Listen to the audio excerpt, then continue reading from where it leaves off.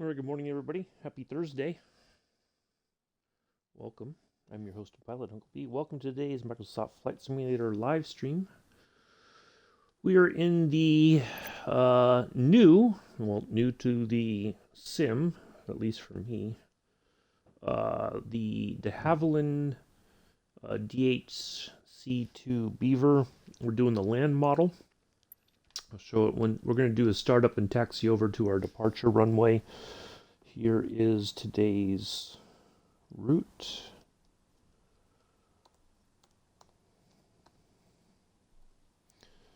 Very simple. We're going to take off and head towards. We're going to take off. We're going to taxi over to runway 31. Did I put 31 in there? Yes, I did. Okay. We're going to take off and hang a left, head west over to Amarillo, Texas. Rick Husband, Amarillo International. Oops, keep going. Right there. We're going to come in on runway 22. Got clear weather, so it should be pretty nice flying today. I've got this Vortac tuned in, or we're going to tune it in. Hello, Joseph. But we're going to probably turn in much close. It's just a way to help us determine our direction or whatever. Even though we've got a glass cockpit in this, we've got the full, well, not the full-size Garmin, but a decent Garmin system for navigation. But we'll utilize what we have to get us there. It says 2 hours 53. I think we'll get there a little bit quicker. The cruising speed of this plane is, oh, matter of fact, let me just add a little bit more gas. Let me put it at 70. I want to be able to, there we go. Cruising speed is 109 knots, but I think with clear weather, we may be able to get there a little bit quicker, but we'll see. But we'll change the time once we spawn in there at our startup point. Should be a quick little, probably come down here, come around, and then take off from here. We'll probably go out this way just a little bit, and then we'll hang a left. So yeah, I've not really I've got this thing started up. Good morning, Mick. How are you? Nice to see you here. Awesome stuff last night. I know Addie's is going to parrot me.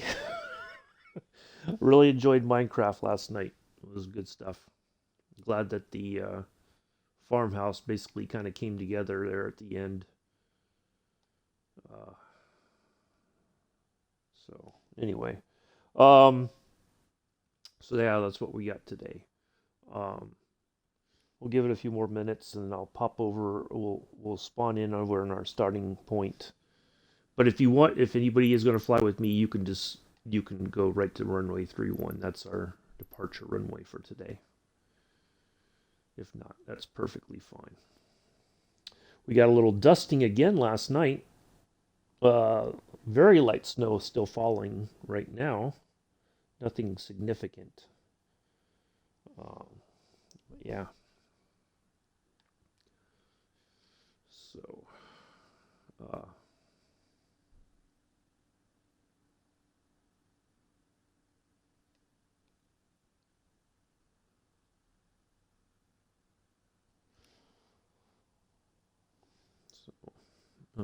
anyway, what else is there? Tomorrow we'll be in the DC-3, heading from Vancouver to, what did I say it was? I think I had spelled it wrong in the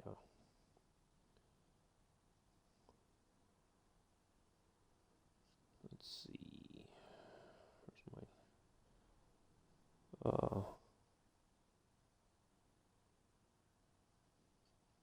yeah, it's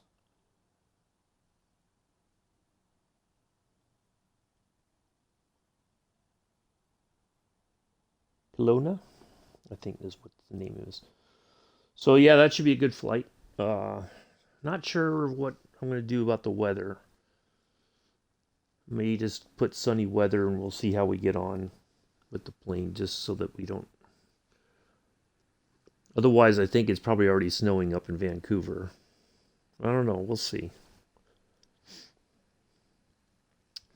I haven't decided yet. We'll see. We'll see. And then Saturday, A319, Mick in the A320, I believe. Amela in the 737. We're going from Oakland to Las Vegas. So, see how we do with that. I think that's still on for Saturday. All right, I think I'm going to go ahead and spawn in. We'll get everything else set up here.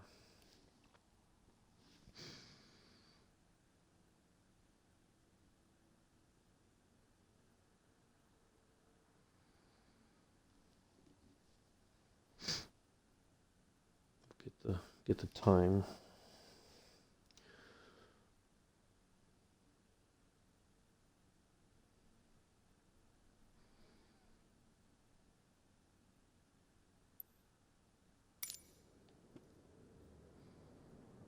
Let's do that first. Let's get some sun up here.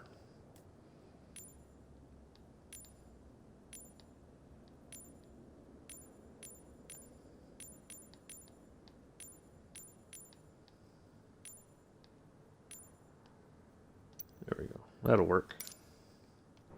So yes, Addies, this is a new plane. Before you ask, you're going to be like, oh, it's a new plane. Yes, it is. This is part of the 40th anniversary stuff. This is a Bush plane out of Canada, the de Havilland Beaver, the DHC-2 Beaver. So there you go. So I know you're going to ask and make the observation. I'm just telling you ahead of time.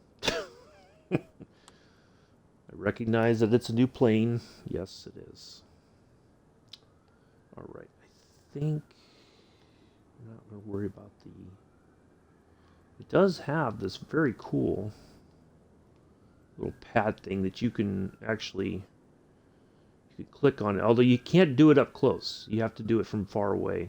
But you can click on the doors to open, stuff like that. You can change whether you want to... So like the... Up here on the front part of the propeller there, the spinner, I think they call it. You can make that shiny, or you can make it matted out. There's two options there for that. All right, let's get this thing started. Do have a nice, lovely automated checklist.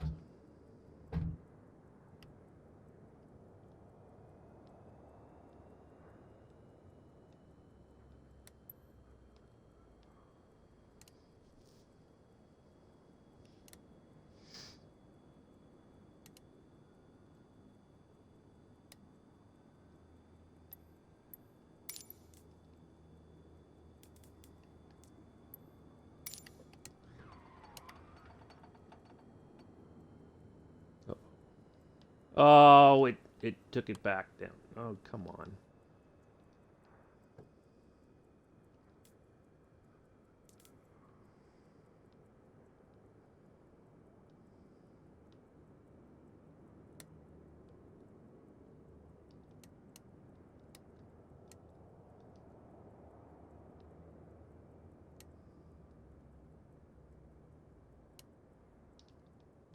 What did you do?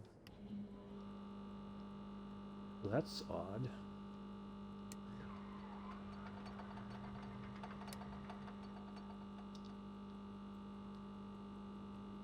Alright, something's not working. Fuel should be on. Oop. Magnetos are off. Like it turned everything off. It didn't click everything over. That's odd.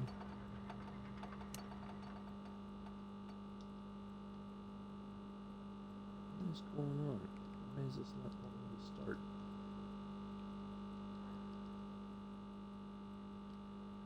What am I missing here? I bet you the fuel's off too. Yeah, of course it is.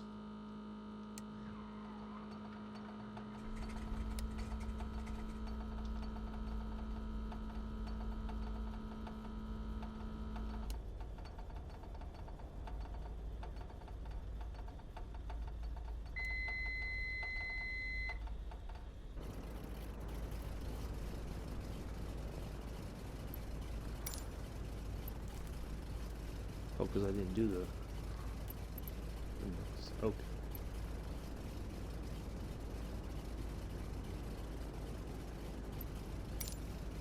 Alright, well, that's alright. We got it.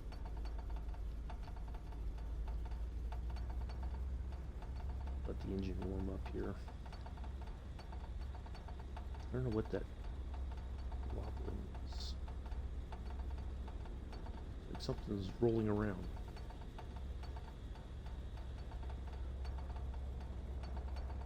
That's strange. Okay.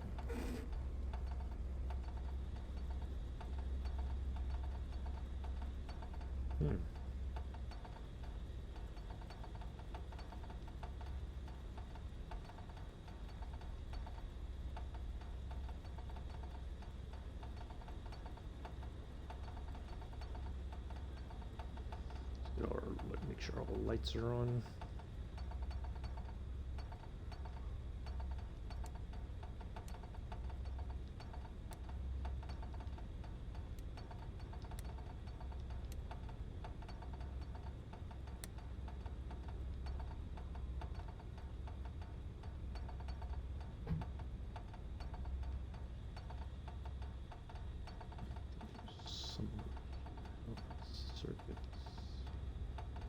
Alright, so this does have an autopilot system.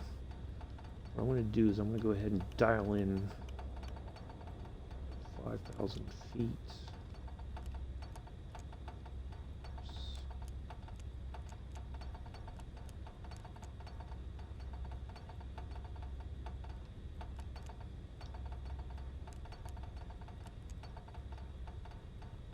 Well, alright. Wait, did the autopilot automatically turn on? Okay, it's not. Okay. And let's see.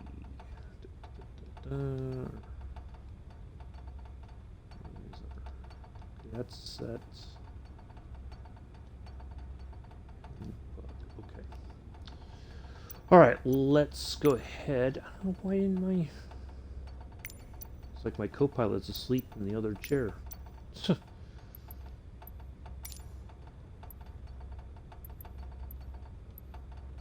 Going west.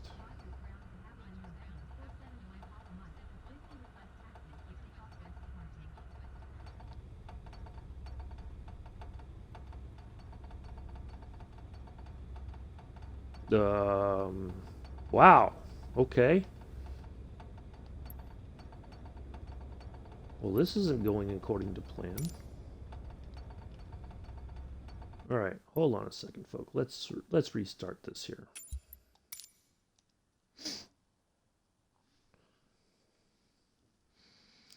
That's rather strange.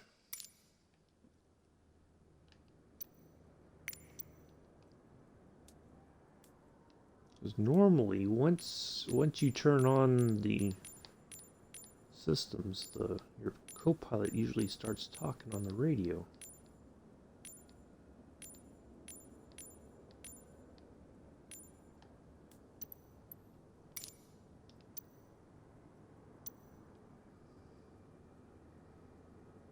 All right, let's try this again.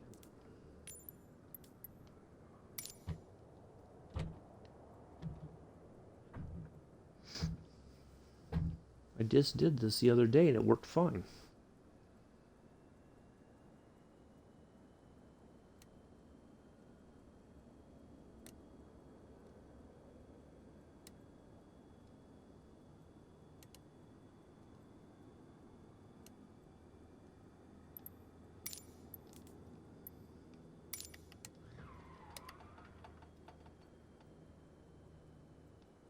Okay, I guess it just wanted to move the stuff. All right.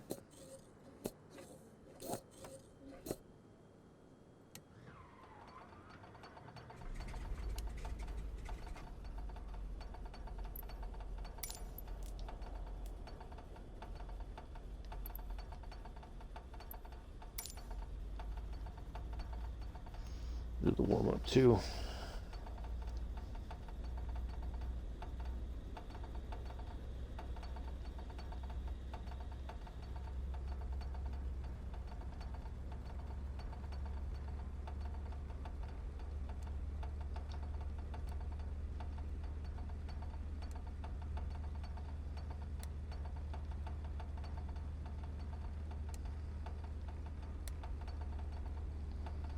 There we go.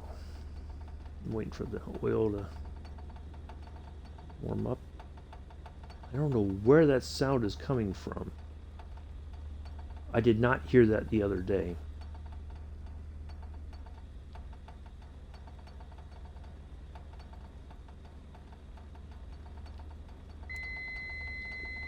Avionics on.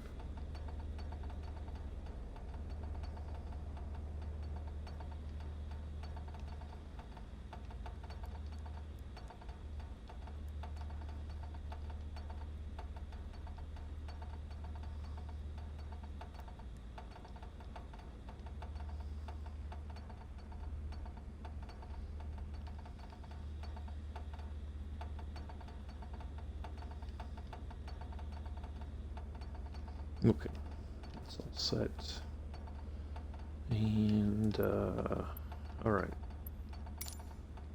Now let's try talking to...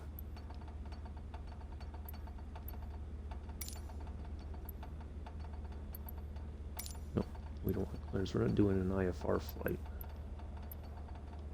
We are heading west.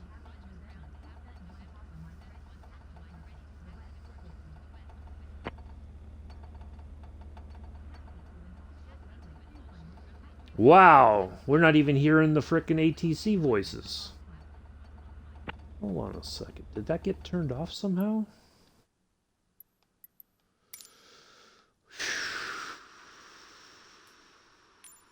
Piloting ATC voices. Is that under user experience? Yeah. Okay, it's on.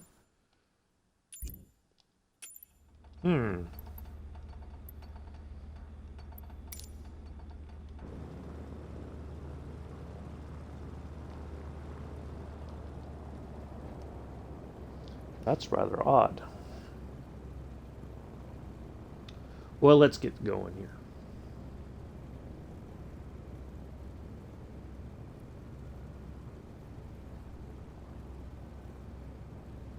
It doesn't give me a warm fuzzy for this flight. We're going to see what we can do. We may have to leave the radio menu open.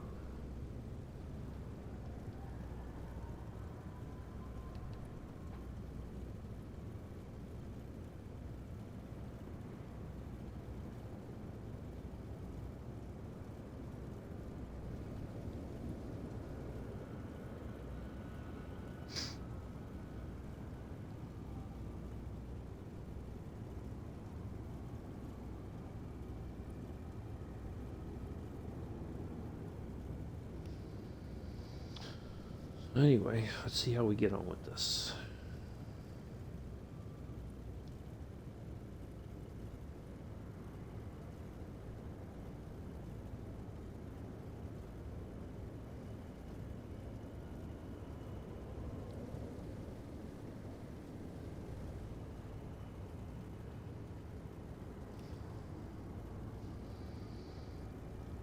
I think Mick's still recovering from the all that work he did yesterday on Minecraft, Joseph.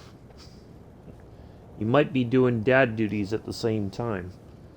I'm guessing because he's got packages to wrap for Christmas. More things to order, I'm sure.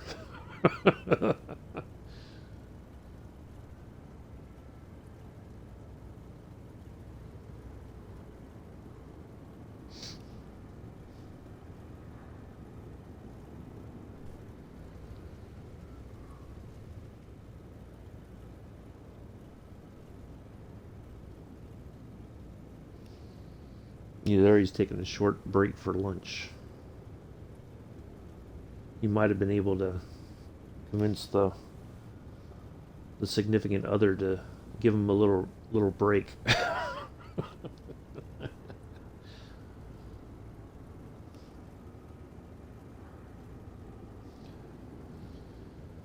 Well, times are running out, Joseph. We're almost at the end of November. If you haven't done your shopping by now, I don't know what to tell you.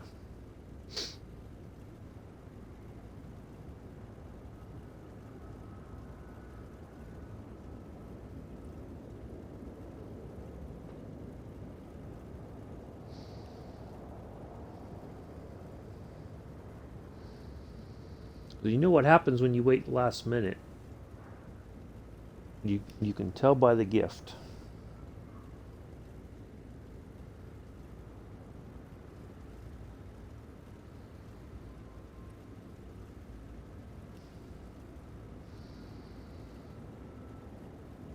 See, I'm easy to shop for. Just get me a gift card from someplace, Walmart especially. I need to go out next Saturday and get them. Why not this Saturday? Why not right now? Or you gotta wait to get some more money. Whichever. Yep. It's up to you, Joseph.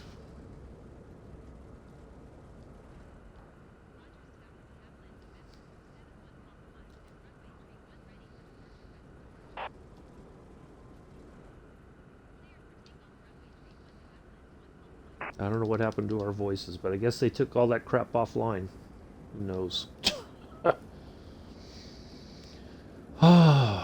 don't know. I don't know what to think. Yeah, it's alright. We're gonna fly anyway.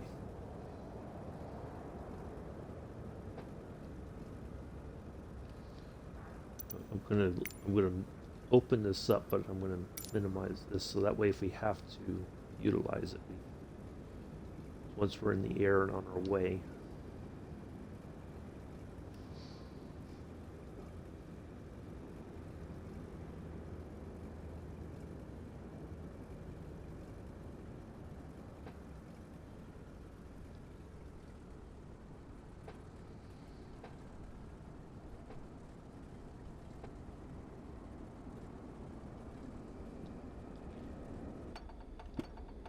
Alright, let's go. Oh, I gotta dial in some altitude first before we do that. That would help.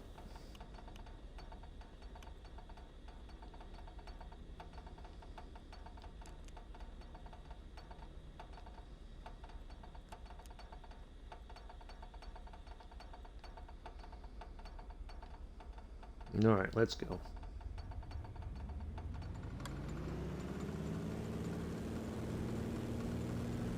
Ooh, boy. Yeah, it won't take much to get this thing in the air.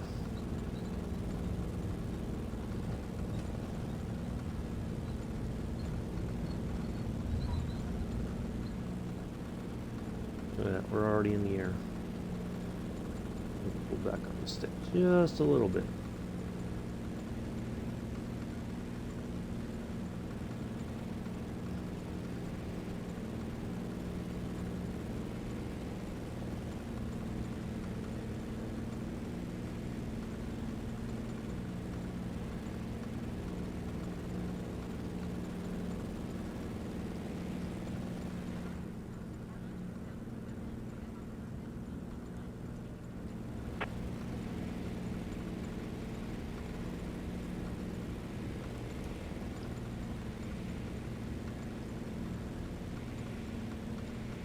Oh boy, come on.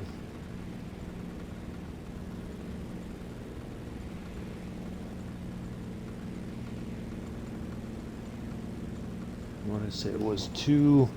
At least I got the autopilot on. As long as he can keep climbing 265.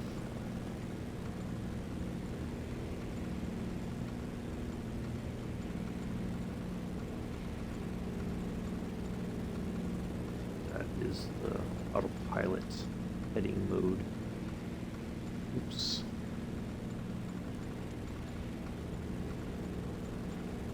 Yep. All right. There we go.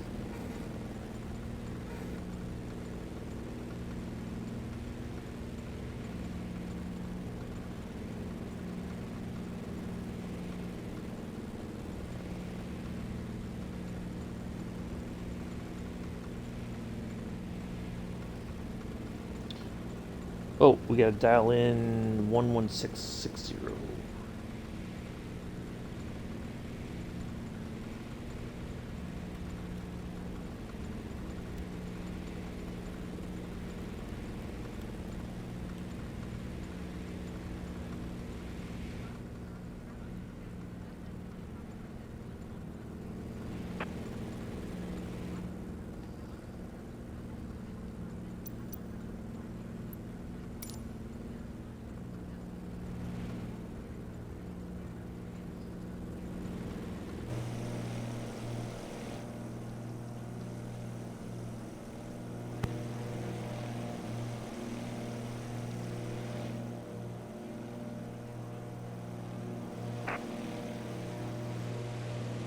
Ooh, that's a good pick. Ooh, I like that. Ooh, nope. There are landing lights off. I like that picture right there.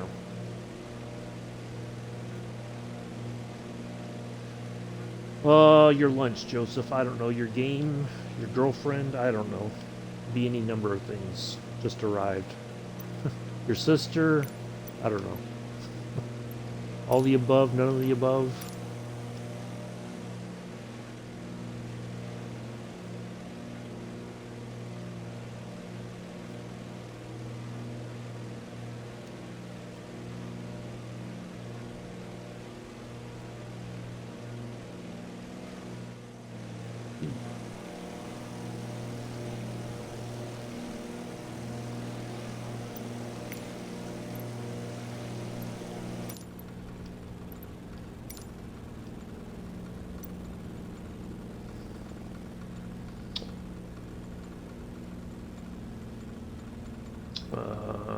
I don't know. I was thinking of maybe a special package from his girlfriend. I don't know. There's no telling with young addies anymore, Mick.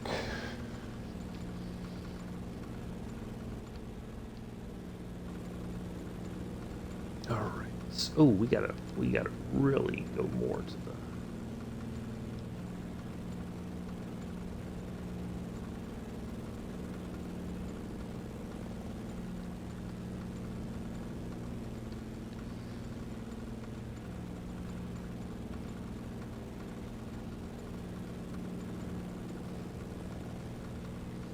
Mom's new mom.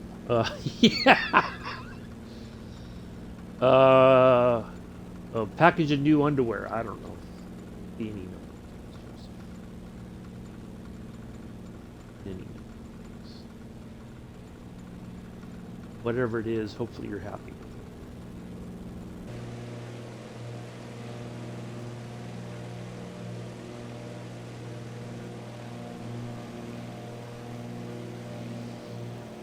Oh, well, there goes Joseph. We won't see him for a while now, Mick.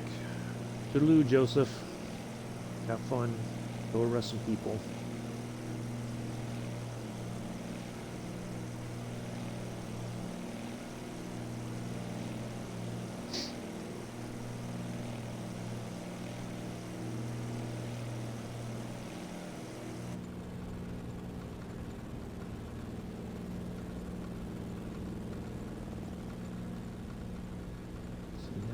Altitude hold.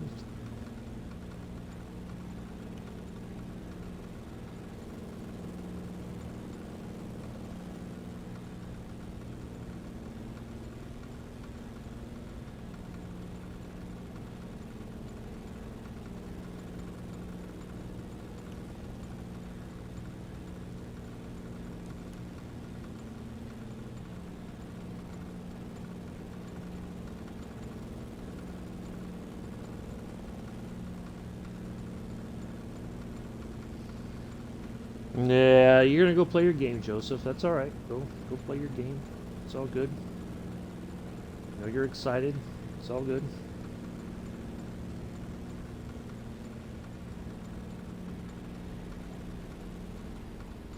So this is what the passenger area looks like.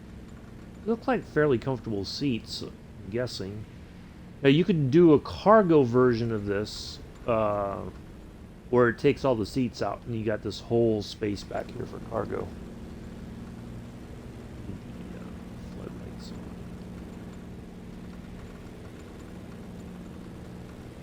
on. I don't know why, but the way that this, I have to hide this to get to the.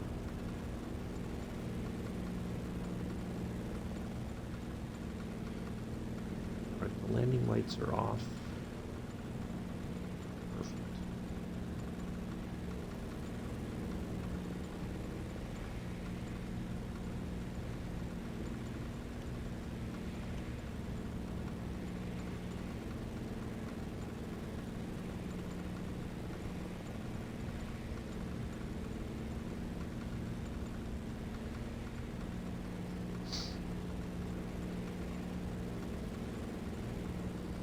Alright, well, we're on our way now. start turning back a little bit to the right.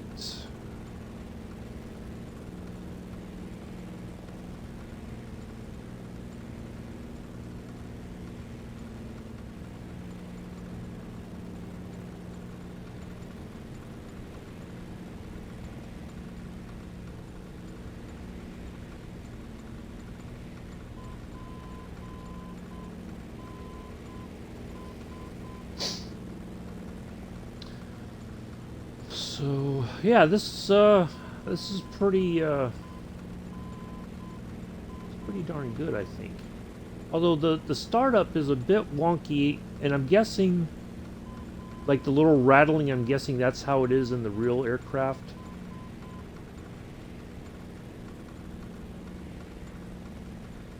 Like you hear something rattling a little loose or something, I don't know.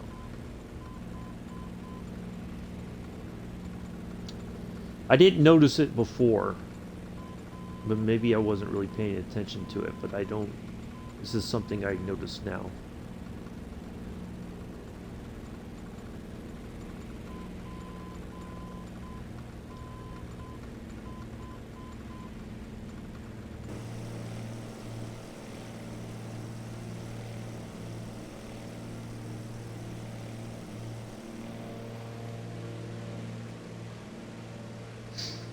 But yeah, it's a pretty good plane. I've tinkered around with the floater version. There is one that has floats. Yeah, this is a pretty darn good plane, I think.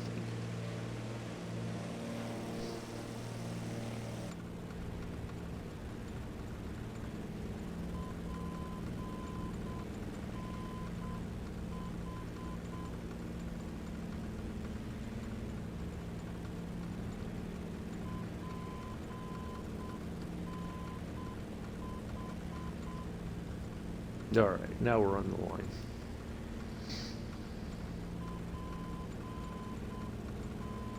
All right, so we've got, I don't know why it does that.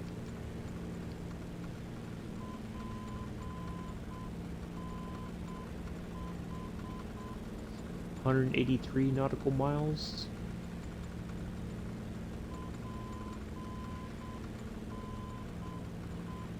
Yeah, 183 nautical miles to get to Amarillo.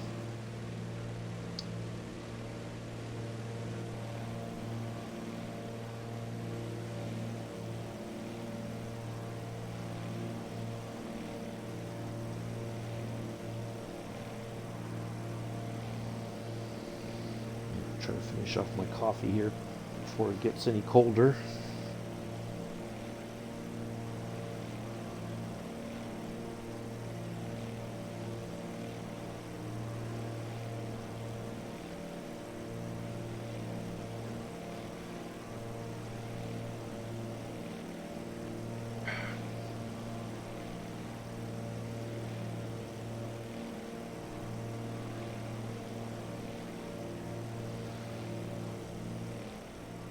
So yeah, I'm looking forward to the DC-3. I gotta remember the little trick about the center of gravity thing. We gotta take all the weight out.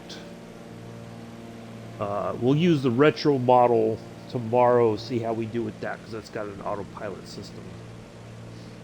I don't think I could handle flying with the thumbstick the whole way. That would just be too much of my thumb, I think. I think my left thumb would go to sleep, maybe even fall off in protest.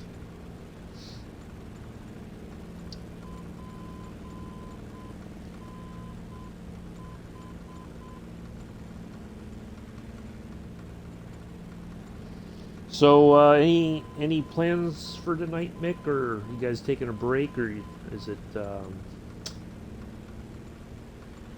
do you call it?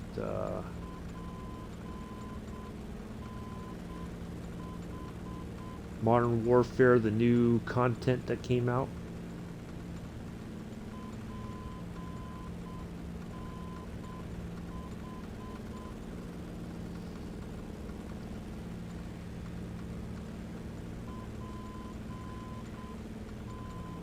That or something else maybe.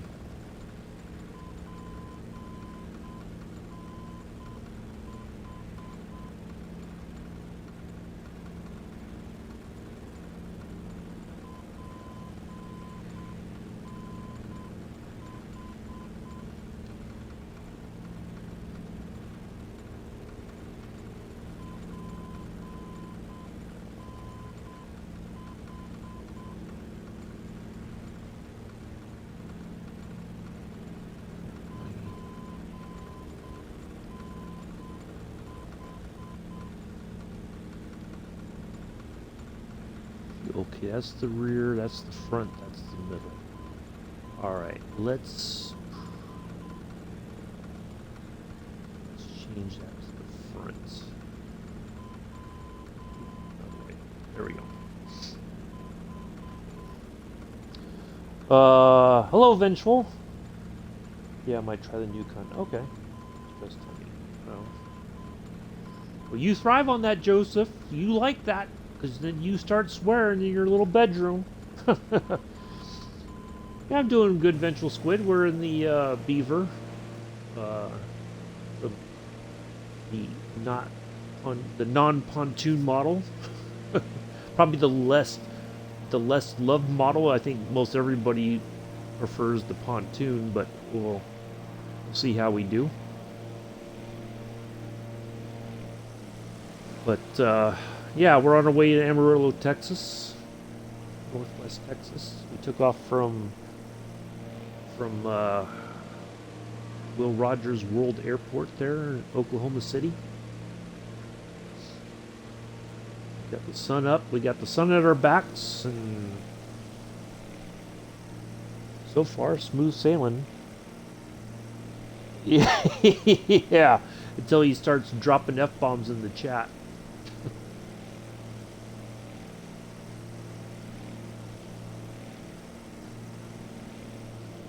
Yeah, we're just cruising along here.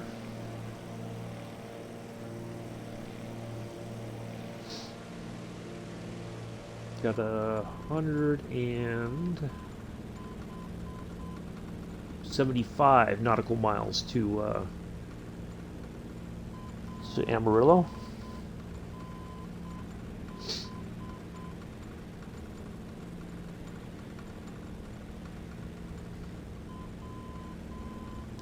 Look around here so everybody gets a chance. Now it's weird that they put the trim stuff up here. I thought that's kind of odd. I'm guessing if the co-pilot would handle that while the pilot flies, but it's got a massive. When I took off, it had a lot of negative trim, like the nose was down when we took off. And it's still carrying -6, 7, -7 on the trim. So, very strange. But yeah, we're cruising along here.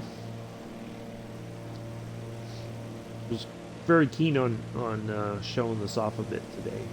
So we can get a little bit closer. Take a look up close and personal here.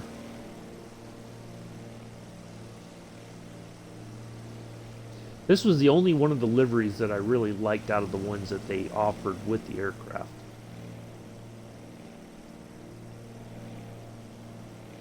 But these doors open. That one right here, both sides the doors open. Now, what I noticed is, I can't keep being posh on the streams. Yeah. Otherwise, Joseph might think you're suspect, Mick. Now, interestingly enough, look at this. I don't see. Oh, now I see them. But just a moment ago, I did not see my pilot and co-pilot figures in the seats. It's like they weren't there. Huh. I don't know. Maybe I was imagining things. Oh, nope. There they. Okay. They just look. They don't look like they're there. All right. Anyway, so yeah, looks pretty sharp. Yeah,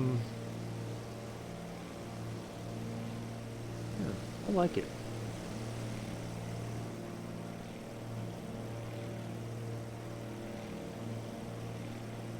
And you can configure it, for those of you who are watching who didn't, I'm sure everybody knows this, but you can take the seats out and put cargo. It's nothing but cargo back there. Oh, I know what I was going to say. So if the engine started up, you try to open the doors, they automatically shut.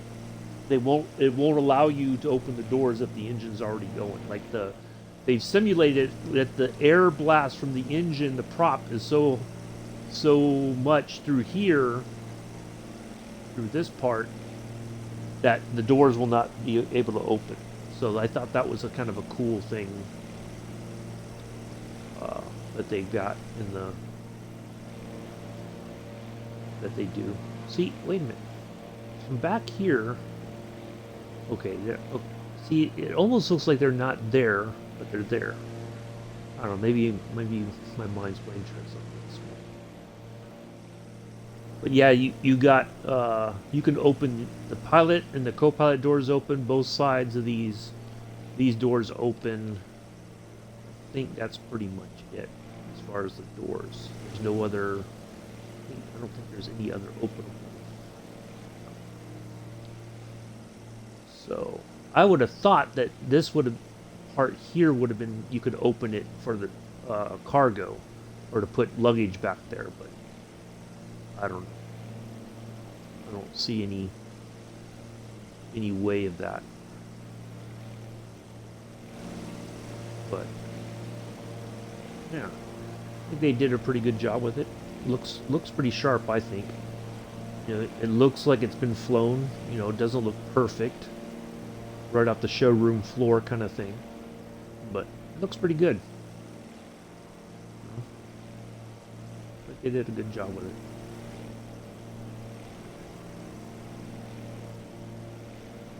And you can see the rivets right there.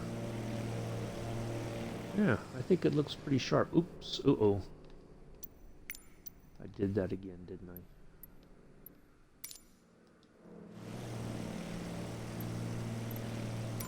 Didn't mean to do that. All right.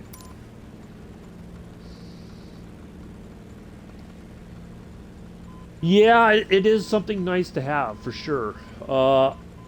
It's definitely nice to have a something else to fly. That's, you know, I mean, it's a very well-known historical. If you know aviation, you know the Beaver, and it's part of aviation history. I think you should, in theory. But all right, let's take a look at our fuel here real quick. All right, the front has gone down. We'll let it go down a little bit more, and then we'll switch to the rear tank.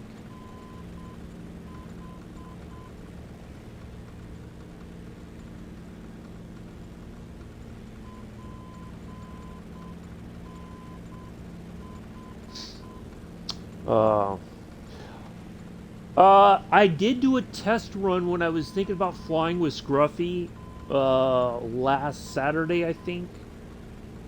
When he was going to start there doing the Hawaiian Island tours in the I don't know if you guys don't know who it is.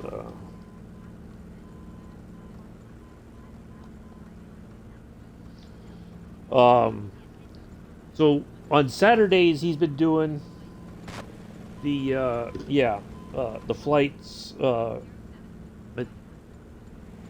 think he does the Saturdays is Hawaii, Sundays is Australia. But I was gonna fly with him, but then I was like, I was kind of worn out. I was like, yeah, let me just kind of watch. But I tried it, and it is way better than any float plane with the pontoons than I've flown in the sim so far. It handled a lot better. There wasn't that, you know, like splashing up and down like the bounce. I didn't get that feeling. It was kind of like I accelerated, and then it was like smooth. I don't know, maybe because the water was smooth. I don't know, but I took off just fine, and yeah, it was fantastic. I love the view. Like, you could look out the window. You know, you can see pretty good out the windows. The passengers, the windows right here are kind of domed a little bit. Like, you can look out and see a lot more. You can kind of stick your, you know, like, I think, let me see, notice it. It's kind of, well, hold on, let me do this. I kind of noticed it when I was showcasing the aircraft outside here, but it seems like that window, if you look at it from the front, it looks a little out, right? So it's almost like whoever's sitting in the seats near those can actually get a really good unobstructed view of whatever's around on this side, right? So, and even the person in the rear passenger seat could probably lean over and see all, but every seat's got a window except for the middle one in the back there. They're kind of stuck without any kind of view, but even look at this, like the handle right here, you could tell it's worn. Like it's not, look at, even down here, all this looks worn. I think that looks fantastic. The little steps right here for the pilot to get into the cockpit, that looks worn. All the panel lines here look all worn, right? I think that's can you I've not tried. I think there's a way to do it, but I've not tried it. Oops, I did it again. Doggone it. I get so used to using that I forget that when I'm outside the plane takes off like that. Yeah, catch up. Like I know there's numbers you can use like on the keyboard, but because every aircraft seems to be different. That like, so usually like if I go in like this brings me closer to the, like this is the closest I can get. It doesn't automatically move the yoke out of the way, where some aircraft will have a some kind of a it'll move the yoke out the way. I have to move it manually in order to get to the switches for the lights, for instance. Otherwise, because I'm not too familiar with the flight deck yet. So I've not set anything up because I just don't have. I mean, I've got a keyboard and a mouse, but I use my standard controller and it seems to work just fine. Yeah, I don't. It's fine. But I like that when we get on the ground, I'm going to try to open all the doors once we get the engine turned off. But yeah, you got seating for 5 basically back here, and then space for their luggage.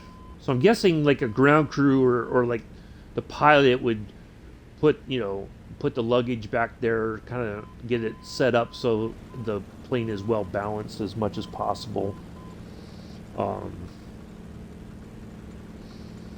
So yeah, but it looks good. I like it. We have 153 to go.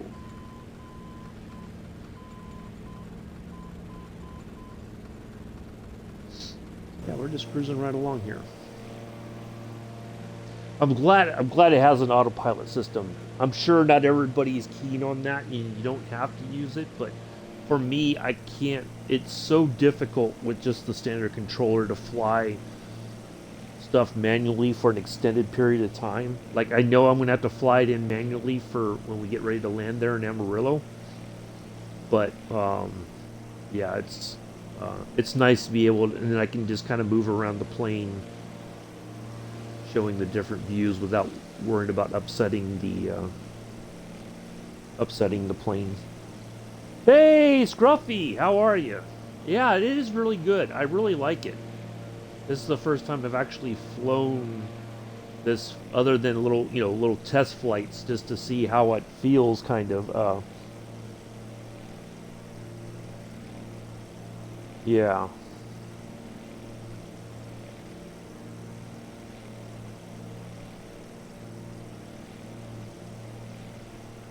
Yeah, for me, it's very handy to have, because I've tried before, like when I first started, in the Cessna 152, it's trying to get the plane trimmed out and everything and fly and be able to do other things. It was a lot to try to work with.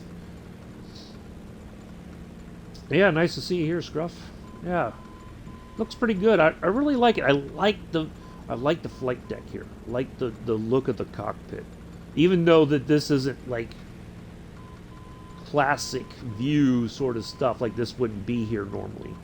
But the other dials, the shape of the instrument panels and everything, I think is absolutely fantastic. All right, let's go to the front. Or the rear, I'm sorry, not the front, the rear. Get some fuel out of there.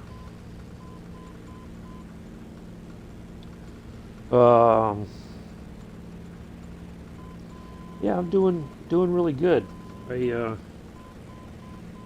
Yeah, it's a little chilly here.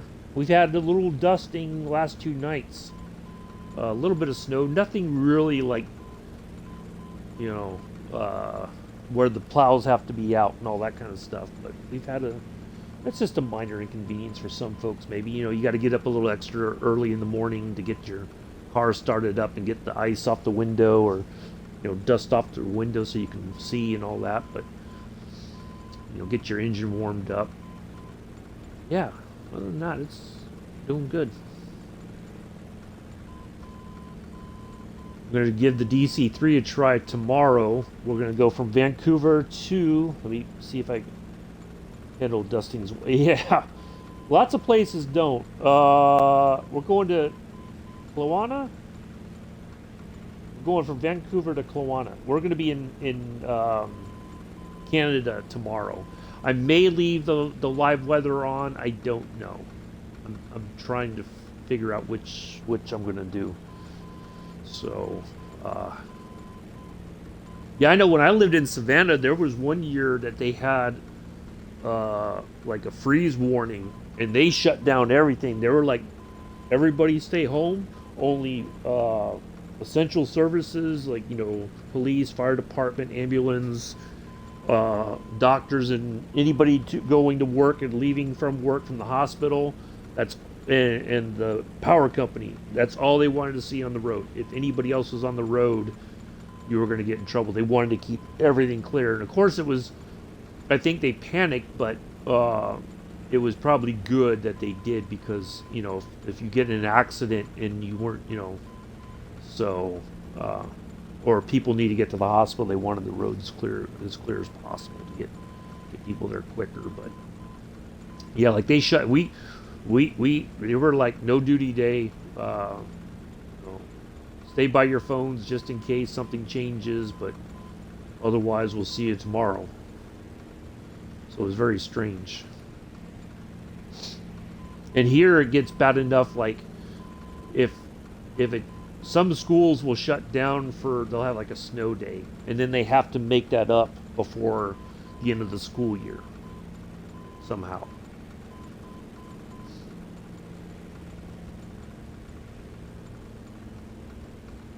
And then there's times you think there's going to be a snow day. They're like, no, go to school. And everybody's like, wait, you've called it for far less than this. No, we haven't. Yeah, you have. Come on now. So, yeah, it's, let's see, 143 to go. I think this was probably one of the longest legs on this trip. But yeah, we're just cruising along. Oh, yes. Oh, yeah, where you live, definitely, Scruff. Yeah. If they think it's going to even an inch of snow or even a half an inch, one flake drops, they're like, that's it, shut everything down. That's crazy. I used to hate running into cold weather, though. Oh. Never liked it. It was last Friday due to it. Yeah.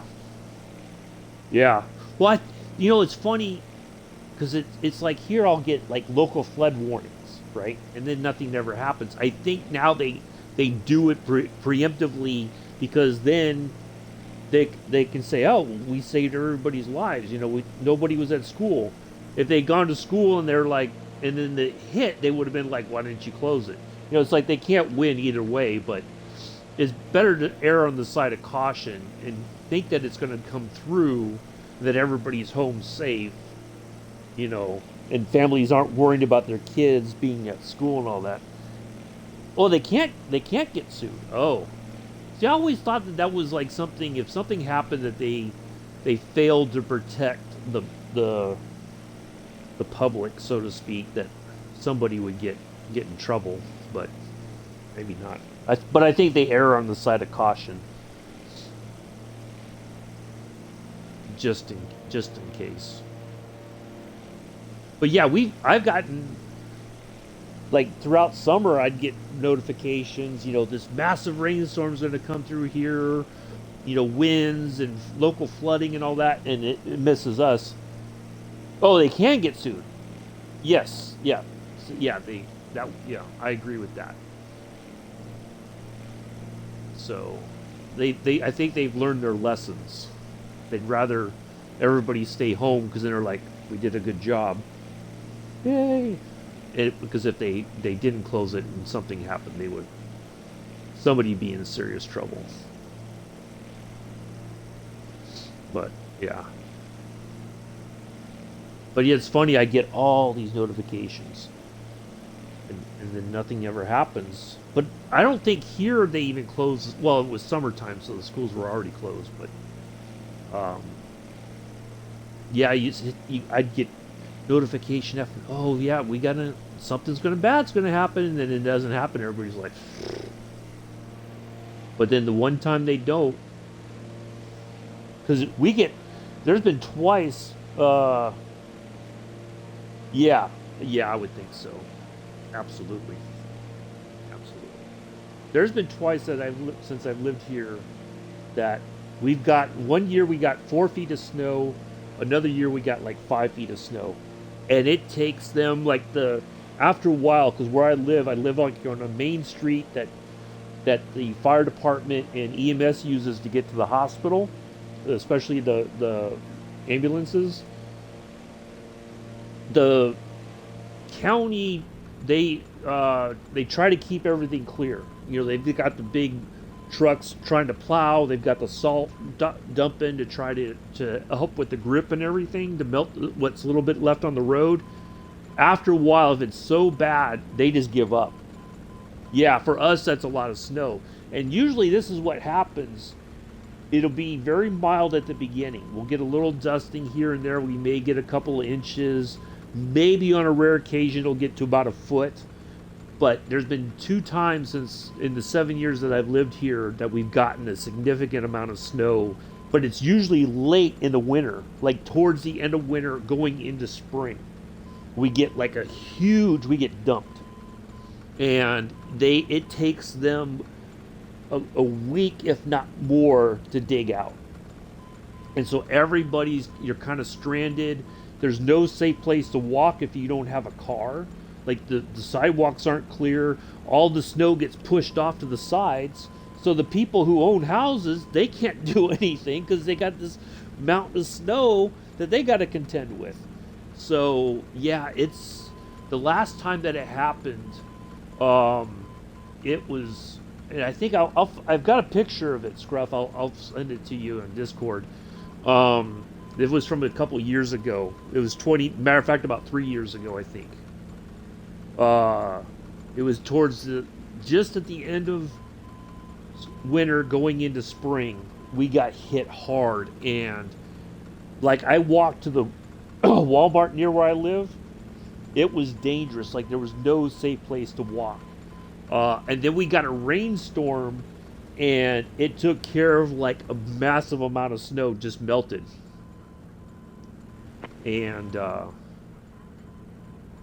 yeah, it was insane. But for people who've never lived around it, you know, they, it's something cool. But if you're not prepared for it, it can be a big mess. But yeah, like it took forever. Like the apartment complex people, they couldn't even get a truck with a plow in here to plow out the parking lot in the back here. It was that bad.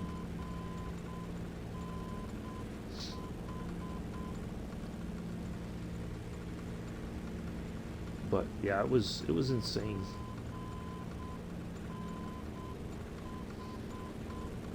But yeah, it starts off pretty mild here, and then it's like you hold your breath that it's going to be okay going into the spring. Like you'll have a gradual transition. It's like there was winter, a few days of spring, and then bam, it was summer. It's like, what happened? Where was the nice little transition? Then it was like the trees were playing catch up. The leaves were starting to come back and all that. But yeah, it was crazy.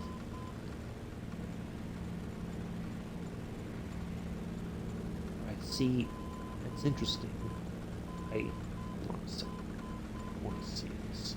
So I got the front on. Okay, so the middle and the rear, or middle and the front, are about the same, but the rear one.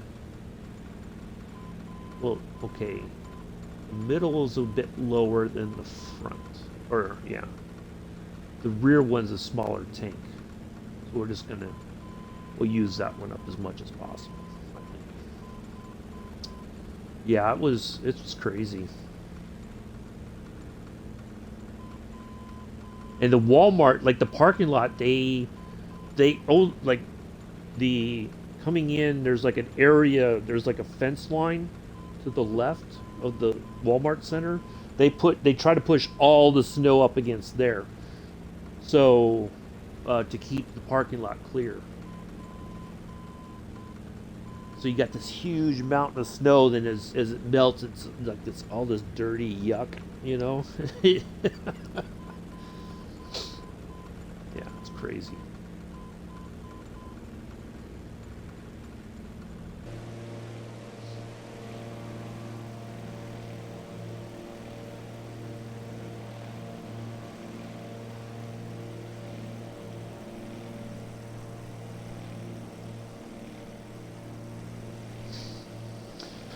Yeah. Trying to keep an eye on the chat too, in case we pick up any new followers, so I don't miss any new faces. Yeah. Yeah. Tomorrow the DC-3, Saturday I'll be in the A319. I think Mick is going to try to fly with us on the A320. Melo's going to be in the PMDG version of the 737, but I don't know which version he has that he's going to fly. We're going to go from Oakland to Las Vegas. The story is we're taking the F1 folks who were in Oakland in the Bay Area for some reason, but we're taking them down to Las Vegas to finalize the deal for the F1 race there in Las Vegas next year. But there's so many of them, we got to use 3 planes. There we go.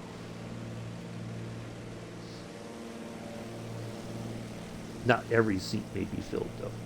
But, not everybody wants to ride together in one plane. Okay. Cheers, Scruffy. Thanks for that. Have a good class.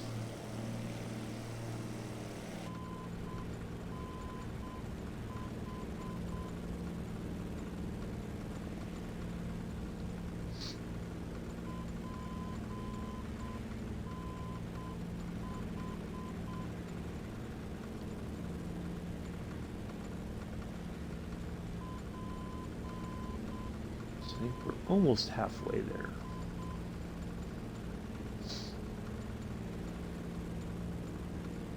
Going to try is the right way to say that.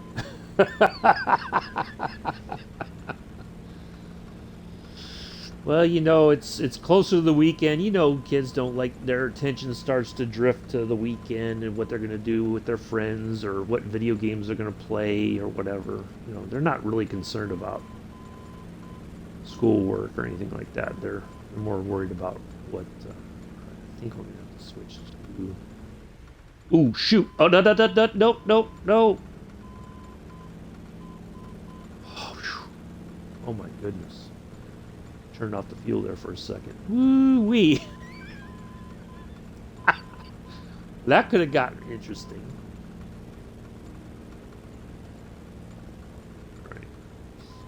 Let's go back to the front. See, I thought I put enough fuel in there last, but I went to like 70%. Certain of them. We're down to 38%, although I don't know what the fuel economy on this plane's like. You know, what sort of... I mean, we've got more than enough range, but I extended... When I put it together, I thought I extended the range out enough that we would have enough fuel to get there. And we're not in danger yet, but I don't think you want to do that. Oh yeah, the fuel shutoff. Yeah, I'm getting used to which trigger to use to get the stuff to flow, so I don't shut it off by accident. If I go one past the rear, then that's the off button, basically.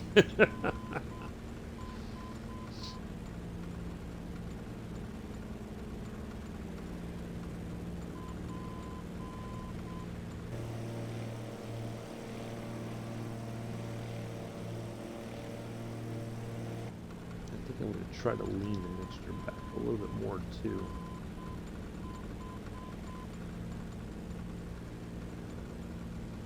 It may take us a little bit longer to get there. Well, you know, I only did it to see if Addies was paying attention, Mick, and obviously he's knee deep in his police simulator now. He's already patrolling the streets looking for the bad folks, issuing tickets for littering and jaywalking and whatever else he can think of. The only thing that's interesting is maybe there isn't a way to do it. Although it looks like there is almost looks like there's a little knob here that would open a window, but it does not look that is the case.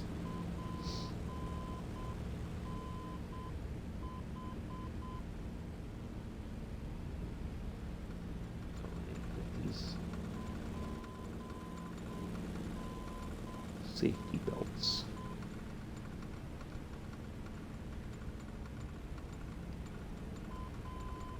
That's interesting. So yeah, you gotta use this little thing in the middle for your safety. You gotta put one side. You can kind of see it right there. You put this in here, and then the other one in the other side, and then you twist this. I pay attention to show. Yes, you do. I tell you, I was impressed with that, Mick, quite honestly. That was really awesome. I didn't even think about that, but yeah. Now this is somewhat similar. There's a similar design, I think, in some of the when I've flown in the back seat of a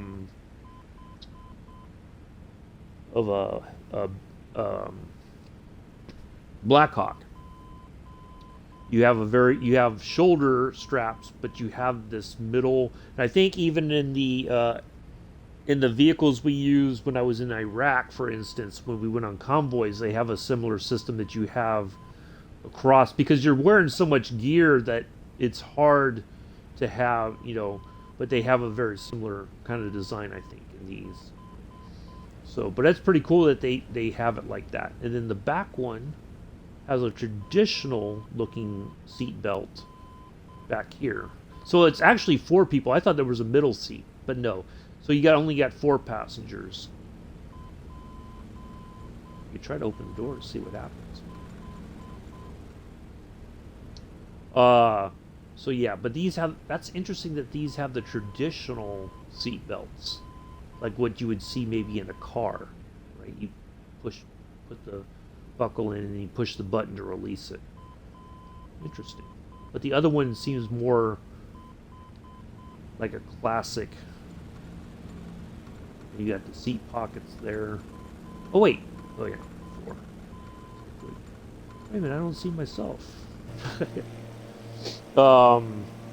Yeah, they have a quick release So for like the vehicles, like when we were in Iraq, when we go in convoys, you had a quick release, so that if something happened to the vehicle, all you had to do is twist the thing and it would release all the belts.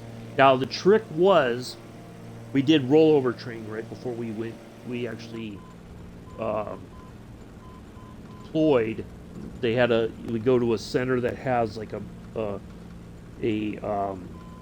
vehicle, and you sit in the seats, and then they slowly turn it on its side, and the next thing you know, you're upside down. And so then you have to find your buckle. You have to feel for your abdomen area. You find the buckle, release it, but you have to be able to. You kind of have to let yourself down easily before you can leave, because it's easy. Some people just release it and then bam, they come crashing down. But you have to practice on how you're going to safely come out of your seat. Like, you got to lower your legs first and kind of get your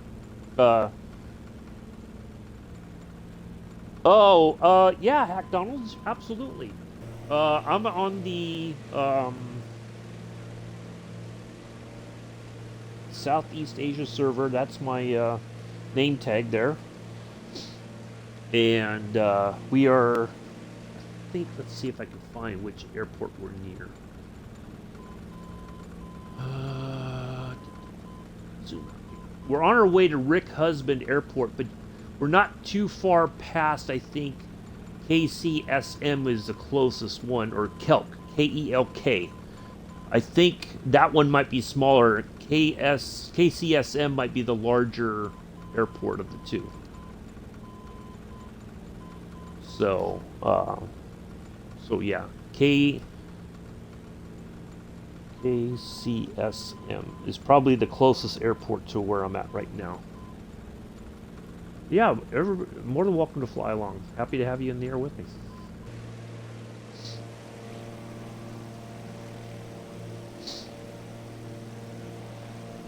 Yeah, this is part of the Route 66 thing. We're not following.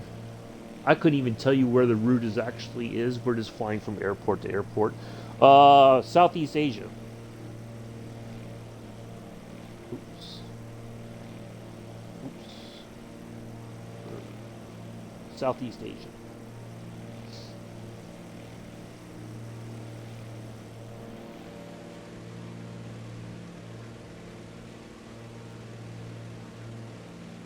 And there's my name tag. If you find me there, I'll be able to see me in here. I'm just running on sunny weather right now, just so it's nice to see some of the flat landscape here on the way to Amarillo.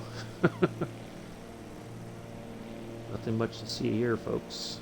A lot of farmland here. This part of Texas.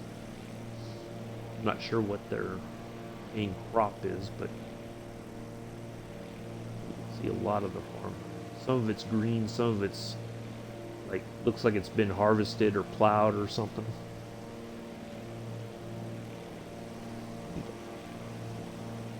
Refresh the running a little bit behind. Thank you for the follow, Hack Donald's. Appreciate that. Yeah, we're just cruising along here about 5,100 feet. Trying to keep an eye on the fuel. I think I'm going to switch to the middle tank again.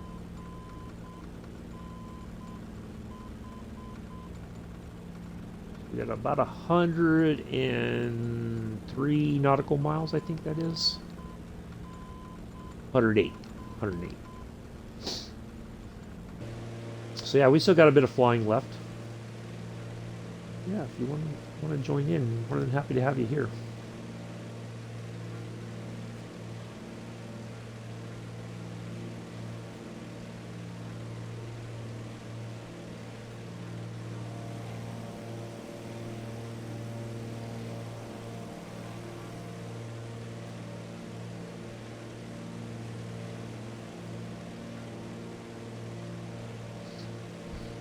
Or if you want to join it, just join me in the air. I think you can do that too. I've known a couple people that do that. That's why I'm trying to keep an eye out. So once I see you there, Hack Donalds, I know you're here. Oh, 12 viewers. Well, thank you all for coming in on this Thursday. Glad to have you along. I'm your host and pilot, Uncle B. For those of you who do not know me, we try to... Mondays and Wednesdays, we do flights in the Junkers 52. We're doing a tour across America. We just got into Tucson yesterday. Next week, Monday and Wednesday, we're going to continue heading west. And I will not be streaming Thursday or Friday or anything. But Thursdays... Yeah, I am, huh? Thursdays, we do a Outward Beetle. Is that you, Hack Donalds? Is that your gamer tag there? So yeah, Thursdays we're doing a trip around down through Route 66. We're not we're just kind of taking our time, you know, we're not in a rush. Sometimes I fly different planes on this one just to kind of keep it interesting. Fridays, we do general aviation stuff. Maybe once in a blue moon we'll do jetliners. But tomorrow we're going to do a DC-3 flight from Vancouver to Kelowna in Canada. Yeah, a couple people are like already lost interest. Oh. I think that's you. Is that you, Hack Donalds? Is that you, Outward Beetle? 08?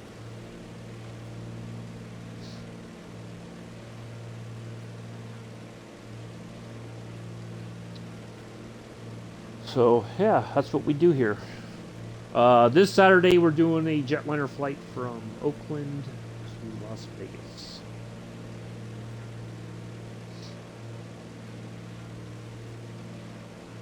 So I usually start about 7:10 Eastern Standard Time, which is 12:10 UK. We do have viewers from around the world. Some people come in for a little bit in the beginning. Some people come in at the very end. Apparently, sometimes for whatever reason, most people like to come in at the end to watch me land. I don't know why, but everybody likes to watch the landing parts. Maybe to see if I've been it or you know. I don't know.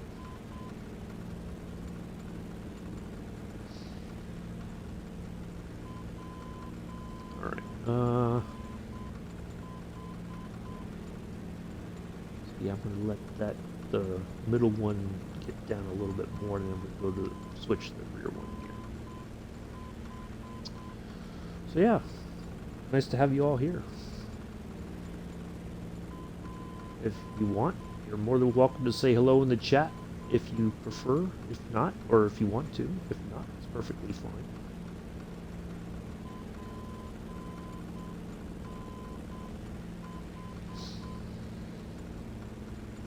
If you have any questions, if I'm looking away, I'm kind of focused on something, especially as we come in for landing. My top moderator Mick will be happy to try to answer the questions for you. Otherwise, I will see them once I'm on the ground and have the aircraft under control. We're taxiing towards our parking spot.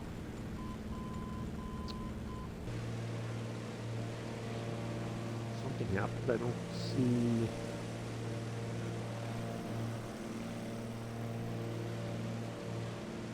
We had somebody here with us, so I don't know what happened. Multiplayer might be suspect today. There's no telling.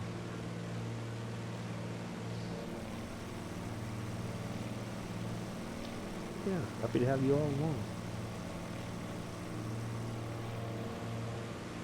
I heard another. Oh, there he is. He's up there.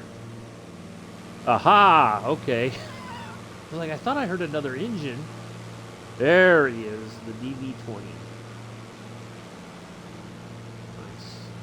Well, thank you, Outward Beetle. Flying along.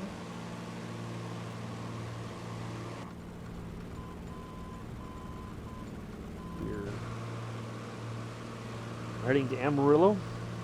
We'll be there. We got 100. Oh, we're under 100 nautical miles. We got 98 nautical miles to get there. And we're going to put it on the ground. We'll find our parking spot.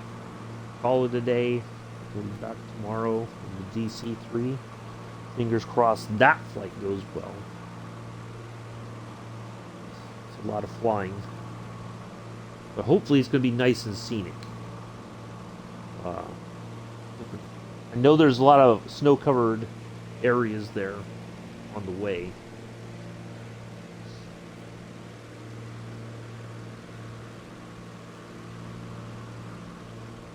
We're going to see how we get on with it.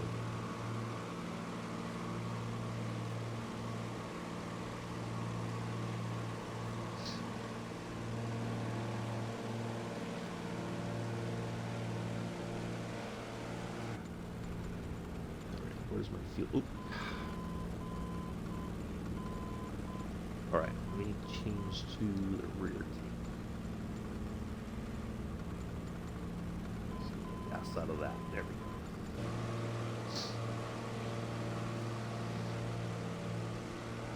Try to stretch our fuel economy until we get there. But yeah, if you guys haven't flown the Beaver yet, you're on Flight Sim, I highly recommend it.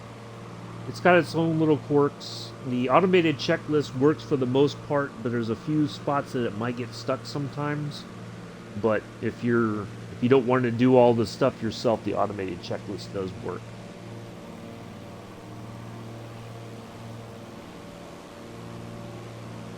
And it does have this handy little pad that when we get to Amarillo, we're going to open the doors. Once we shut the engine off, we'll open all the doors up.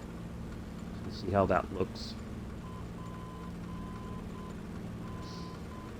It does have an autopilot system for those of you who haven't sat in there yet or even looked at it. It does have an autopilot system. So for those of us who prefer to have one, it's available. And you can use this for your put heading mode on and just use that heading bug and follow it. There are other liveries, but this one seemed to be the one that I preferred the most. This had a pretty cool look to it.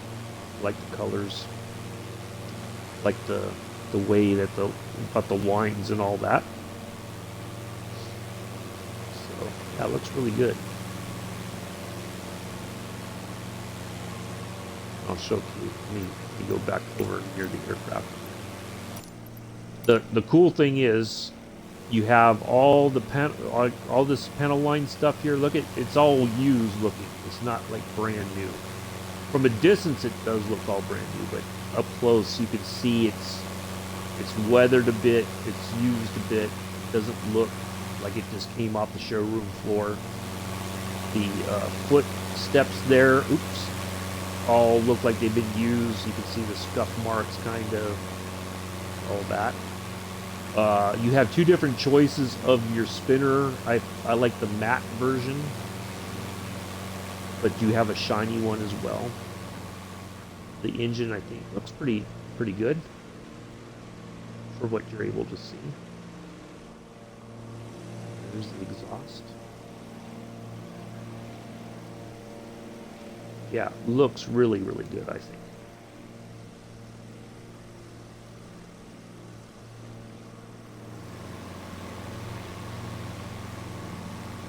Yeah, pretty good job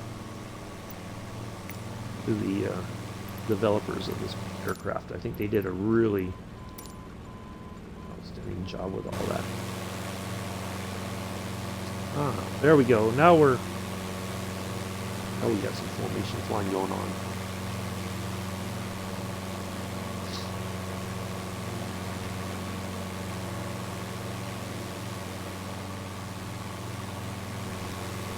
And eventually what we're going to do on Fridays, we're going to alternate the DC-3 flights. Eventually for the DC-3, we're going to try, and some of the flights might be a little bit long, but we're going to try to, part of our trip is going to take us all the way up to Alert, up close to the North Pole. We're going to try to get all the way up there, if we can. We're going to see if we can do it. Hopefully we can. And then, but alternate Fridays, we may either start a flight along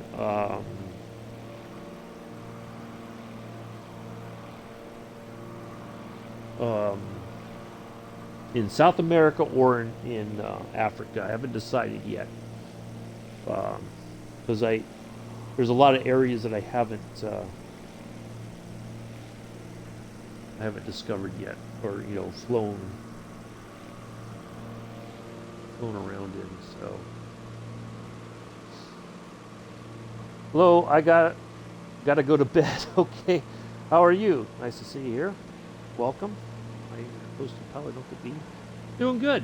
We're in the DH Delta Hotel Charlie -2 Beaver. We are on our way to Amarillo, Texas. We took off from Oklahoma City. Yeah, doing just fine. Thank you. Hope you're well. Welcome to the stream. Welcome to the chat.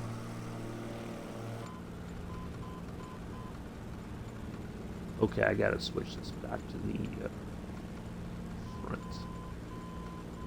We are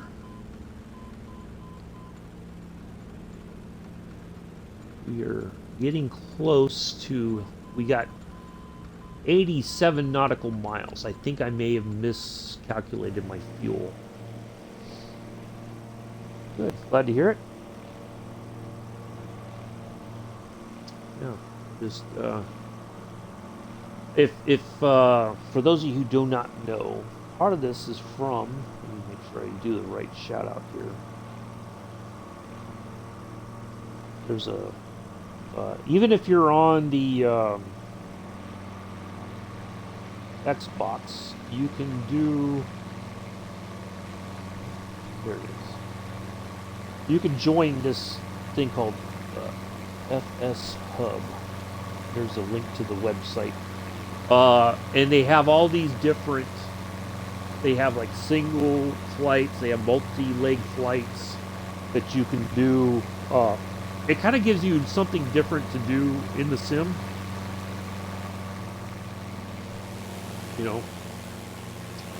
So, and then you have a virtual airline as well. And you can, I'm part of Firefly Air, which is the virtual airline I belong to. You get XP for your miles. If you complete certain challenges or stuff like that, you get even more XP. It's like a fun thing to do, but it can challenge you, like with landing sometimes, or so. But yeah, that's the fun part. It should be something different. Somebody let the dog out. The dog's running around here. Dog got out. I'm planning to land at Amarillo, which is 83 nautical miles away. We're going to see how we do. I may kind of cheat the system. Where did I start my world tour from? Well, so initially what happened was, earlier in the year, somebody suggested a old Lufthansa route that went from Berlin down to somewhere in Greece, I think it was. And so we did that, and then in the midst of that, I found an old KLM route that went from Amsterdam all the way to Indonesia. And so I flew that. There is a Fokker F7B. I used that, and that went, the Fokker was a bit of a handful to fly, because it just wasn't, it was a bit of a challenge. So what I did then was I finished the flight all the way to Indonesia in the Junkers 52, and that went really well. So I was like, I'd like to continue flying the Junkers 52. So I did the I figured I'd take the Uyghurs 52 across America. So we're doing, basically we started in New York at JFK, we worked our way down the East Coast, and then we're working our way west. We went down to Florida, through Alabama, Mississippi, Louisiana, into Texas, and then we just got into Arizona yesterday in Tucson, and then next week we're gonna do Monday we'll do a flight, I think. Let me look at my notebook here. Monday next week we're doing. We're going from Tucson to Blythe, and then Blythe to Van Nuys in California. And then that will be Mondays and Wednesdays flight. I'm not flying Thursday or Friday because it's Thanksgiving here, so I am going to take some time off. But then on Fridays, what we're going to do is we're going to alternate it. Tomorrow we're going to start a tour in the DC-3 of Canada. We're going to try to go eventually we're going to try to go all the way up to Alert, which is up by the North Pole. It's where they have like radar systems and all that in case, back during the Cold War, if the Russians launched, or the Soviet Union launched missiles into America, that was like their alert area, the alert station. They would tell everybody, hey, missiles are incoming, that sort of stuff. And then we're going to continue on eastward and get all the way across Canada eventually. And then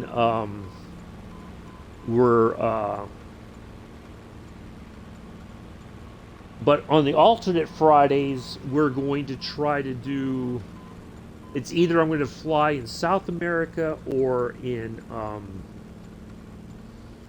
around Africa. So with FS Hub, it tells you every country you visited, right? And I've only visited right now, as it stands, I've only visited, according to them, 23 out of 223 countries, but I have 218 places yet to fly. 218 countries that I've not been to yet.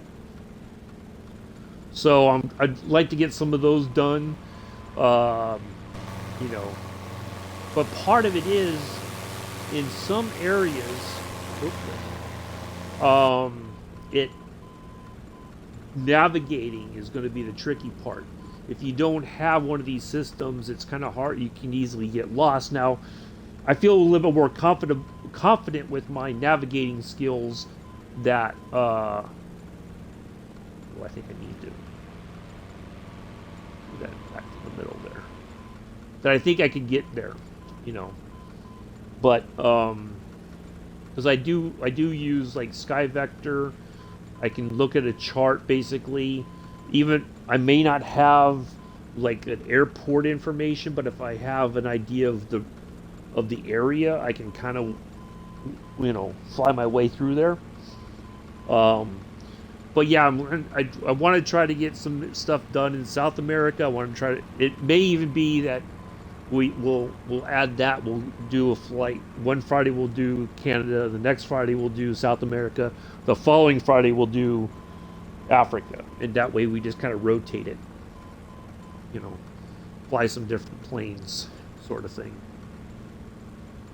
See how we get on with that. All right, 74 nautical miles. See, I thought I put it past 70%, but see, when I started up, it said I was at 66. So 4% of my fuel disappeared somehow. I don't know what happened. I think I'm gonna kind of have to. I shouldn't do this, but I'm gonna kind of. Let's go to. It says we're at 27%, but down here it's saying 24. That's kind of odd.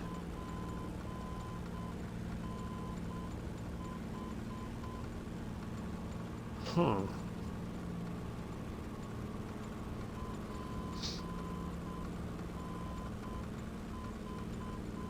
Why is it different? See, now that says 23, and this still says 27. Now it went down to 26. All right. Let's go back up to 30. Add that 30% back, or 4% that we lost. Yeah, see, even that, it's saying now we're back to 27. The numbers aren't the same. So it's like there's a 3 or 4% difference. I wonder if there's a bug with that. So where are you flying in? I do follow, talking about world tours. If you don't know them, highly recommend. Make sure I put this in correctly.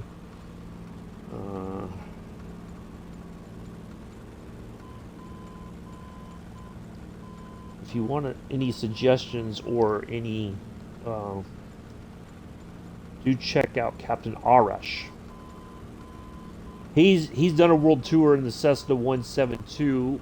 Currently, I think, and he started in September of 2020, and they're in New Zealand now. I think next week they're supposed to head back to Australia. But check his channel out with regards to world tours. Yeah, I think the fuel consumption is a bit off here.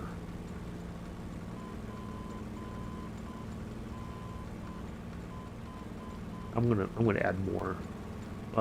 Yeah, I think the fuel. I think you have to kind of overload. You have to like put a lot more in there. Let's go to. I shouldn't do this. I'm kind of cheating, but it's clear. I think that the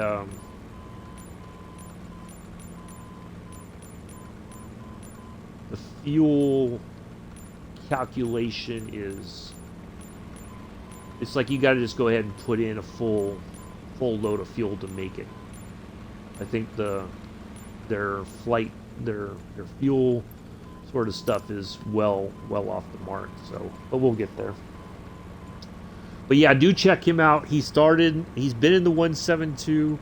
He does that Mondays and Wednesday evenings generally. He does have a Discord that if he can't fly that day, he'll put something in the Discord. Like he works during the week as well. So if he has to cancel the flight due to work, he'll put something in there about that. And then on Fridays he does what he calls Charter Flight Fridays. It'll be just somewhere interesting in some kind of a plane, you know. Saturday they just completed it. Him and Allison Johnson they replicated the whole flight of Amelia Earhart. They found the place where they were supposed to land, where Amelia and Fred were supposed to land. They didn't make it to, and then they flew all the rest of the way to Oakland, like the following weekend, the following Saturday. But some of those flights were very long, like 12, 13 hours. But they did it. They completed the journey. So that was pretty awesome. But yeah, if you're looking for world tour sort of stuff, if you pop into his, hopefully next week he'll fly it, but he'll show you like the whole route and every place that he's been. Now, in the beginning, what he said was that he just kind of flew from point to point, but now he has people in the chat like over New Zealand or Australia who live there and will point out all kinds of different stuff about the area. So you get kind of like a tour guide. They'll be in his voice chat and say, over here, this is this, and this is what happened over, this is what this is for. So that adds something to it, which is really cool. But yeah, it's absolutely fantastic. And he's very, if you have questions about navigating, anything like that, very knowledgeable. He on the Amelia Earhart flights, right? he actually, there's a on the PC you can do celestial navigating, and so he kind of did a lot of that. It wasn't just kind of he.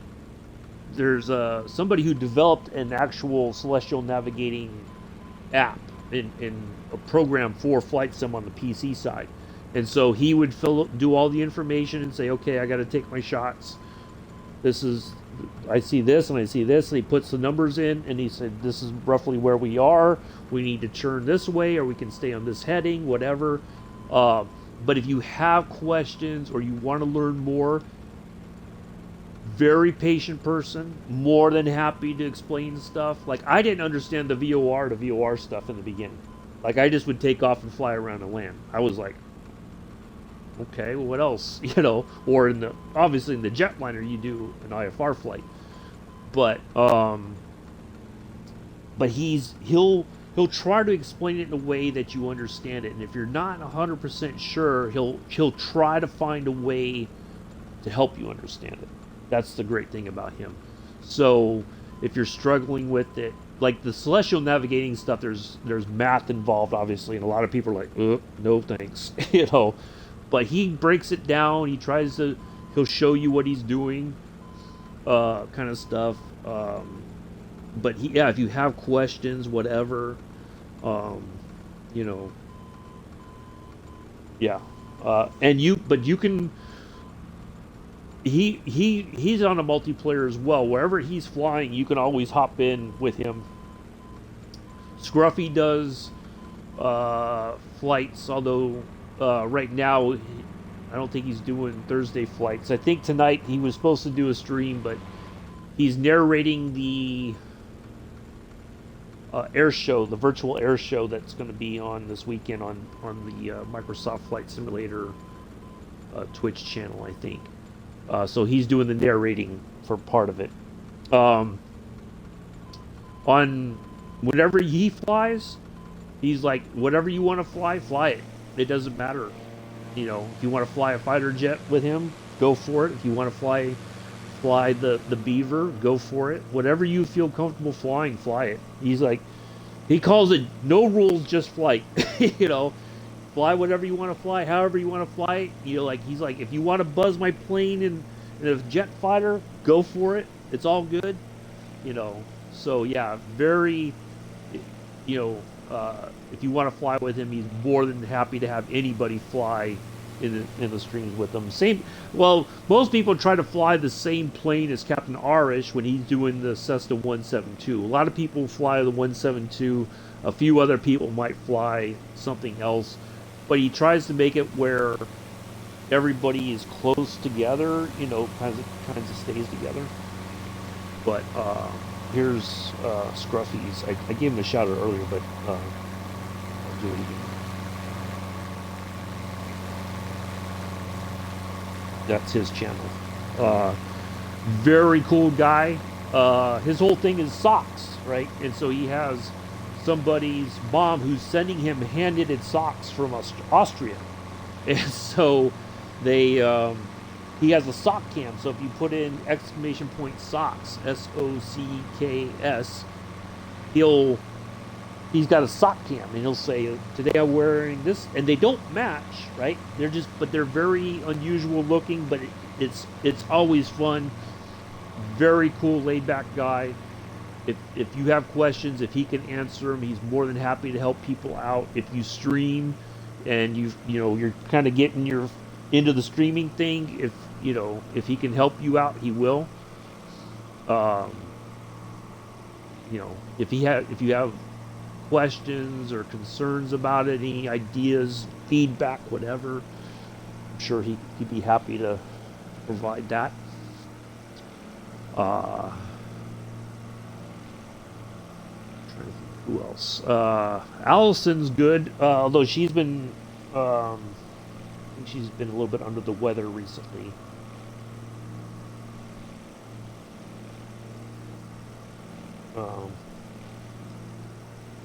She's not been able to stream as much as she wants to, but she was the one that did the flight with Captain Arish. She took the role of Amelia Earhart. Captain Arish did the Fred Noonan. I don't know why I said Fred Johnson. Fred Noonan stuff, and yeah, it was absolutely fantastic. Uh, you know, a lot of fun watching them fly together. So, but Allison's really good people, and then if you once you get introduced to any of those three, it kind of just it opens things up even more. And I was introduced to Captain Arish first earlier this year. He raided my channel, and it wasn't going very well. Let's just put it, things were not going very well at that time. And he's like, think about this and what about this, and uh, and then I watched his streams. I flew with him a bit, and I was like, it really changed my outlook about streaming. And then I got introduced to Two-Toe Murphy, his whole crew, and then the Allison Johnson and Scruffy, because what they all usually try to do is if somebody is streaming, they'll do a raid, and then you just meet people that way, kind of thing, and you get some more followers and more people, to interact with. So yeah, it's really really fun stuff. But yeah, check all of them out. Like I said, Allison I think has been under the weather recently, so she's not streamed as much recently. But you can watch all of her old videos that are up on YouTube, or not on Twitch, I think still. And you can kind of get an idea of what she does. And so yeah, really really cool stuff.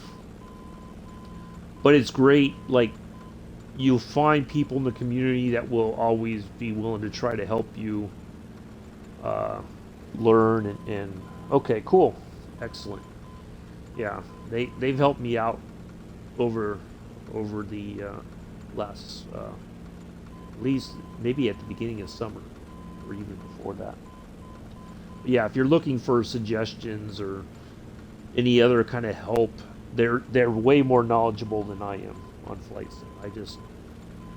They're on the PC side, but if they can give you other suggestions, even if you're on the Xbox, those are the folks to talk to. They're happy to share their knowledge. Where did I think our fellow pilot disappeared. Did he run out of gas? Did he crash? Where did he go? Yeah, I highly recommend follow them, because it's just once you get your door in that community, or get your foot in the door, not once you get your door. Once you get your foot in the door there, and you just keep, watch them and see what they do, and see how you can kind of take some ideas from them and then, make your own out of it. And I think the biggest challenge for most people is talking during the stream. And Scruffy talked about this earlier in the week, I think, when they were doing the flight over Australia. Most people get nervous because they don't like the sound of their own voice. And so if you don't have that interaction, most people are going to come in, nobody's talking, you're not talking to anybody in the audience, in the chat, interacting with them, then people are going to be like, not interested, So they're very interactive. If like I said, if you have a question, if they can't answer it, somebody in the chat, most likely 99% of the time, will be able to answer the question, or they'll direct you to somebody else that may know the answer. But they've got enough experience, especially on the PC side. If you're flying on PC, if you need any other suggestions regarding that, they're more than happy to help out. I'm on the Xbox, so the PC side I don't really know. Like I understand that it's significantly different, like the file structures and all that. So I don't know how all that works. So, yeah, they're very knowledgeable about all that kind of stuff. And if you need like suggestions for like yokes and throttles and pedals and stuff like that, most everybody will give you some idea of what you should get. So let's see. Let's go to the front.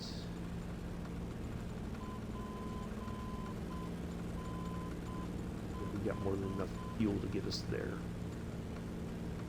But yeah, it honestly, if it hadn't been for Captain Arish, I think my stream would not be where it is today. Not to say that other people didn't help me. Mix helped me along the way. Pulse has helped me along the way. There's a few people who have generously donated their time to help me grow the channel, but part of it, I think, is meeting other people who have another bit of knowledge that you need. You know, they have another piece of the puzzle that you might need to help expand things even more. So I think that's part of it. All right, let's go down to 4,000 feet.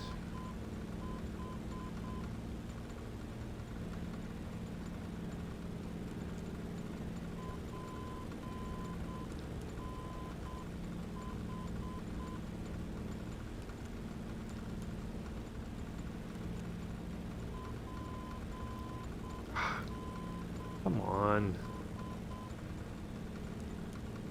Come on, really?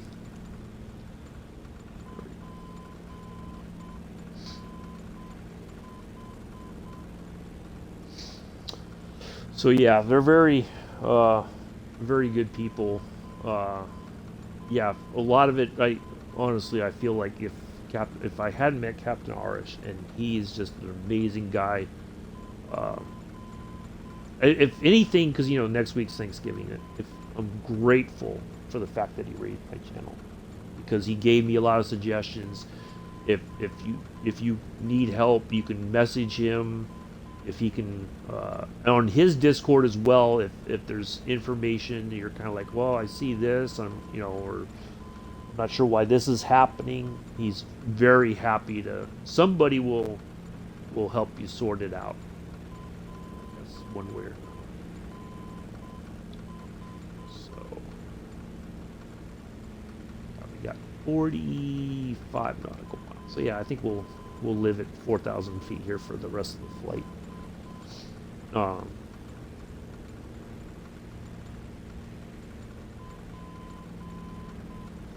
Yeah, very, very awesome people.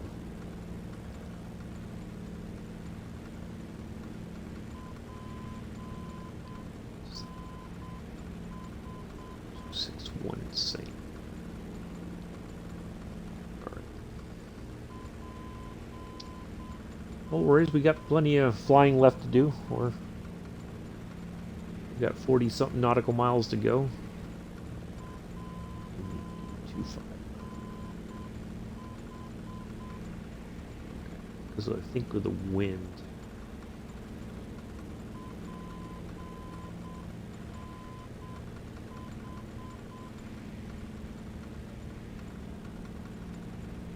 Maybe it should be 261.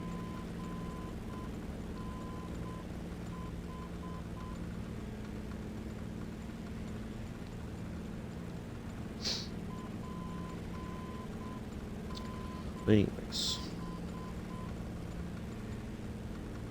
Well, thank you all for coming in and out today. I've seen some numbers. We get up there 10, 12. Now we're back down to 3.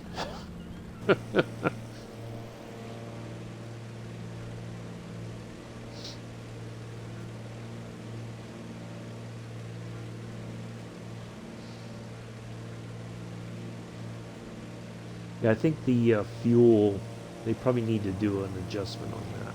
The fuel seems to be a bit off, but probably should have just gone all the way to 100%. That should have gotten us all the way there.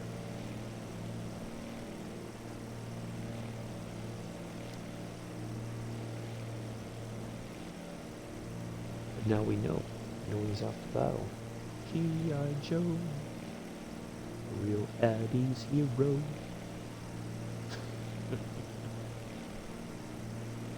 Eddie's is knee-deep in police sim right now, I'm sure. He's fighting crime somewhere.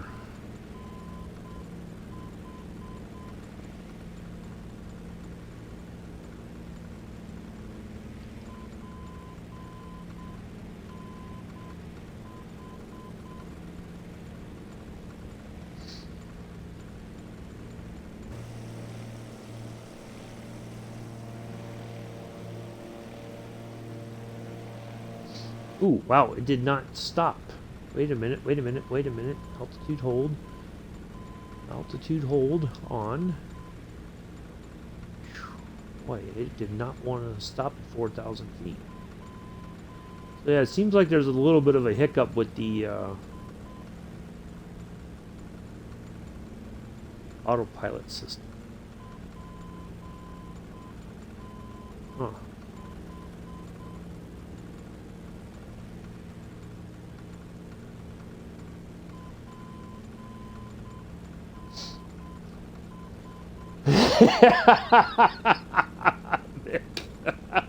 Yep. The mop thief. That's it, Mick. The mop thief. He's running amok.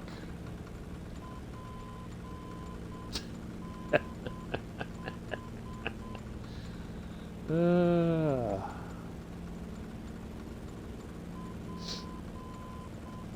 great mop thief mystery of 2022.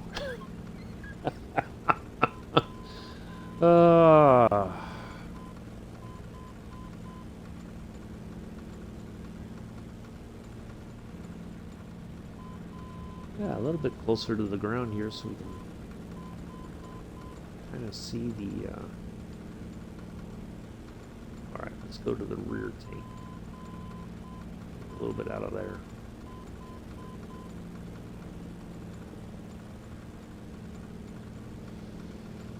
Yeah, like I said, we're not going to see him for a while. He's going to be so knee deep in that game, he's going to forget about everything else.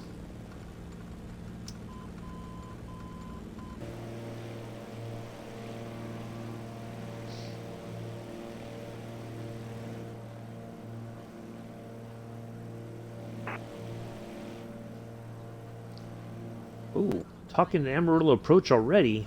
We're 36 nautical miles out. Wow. I think I'm in their airspace. Let's have a look-see here on our list.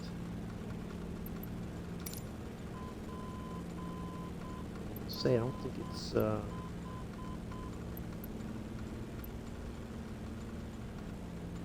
what's doing this crazy thing where this has happened before. Alright, we'll keep an eye out. We'll call into Amarillo for landing here. We'll get a little bit closer. I think the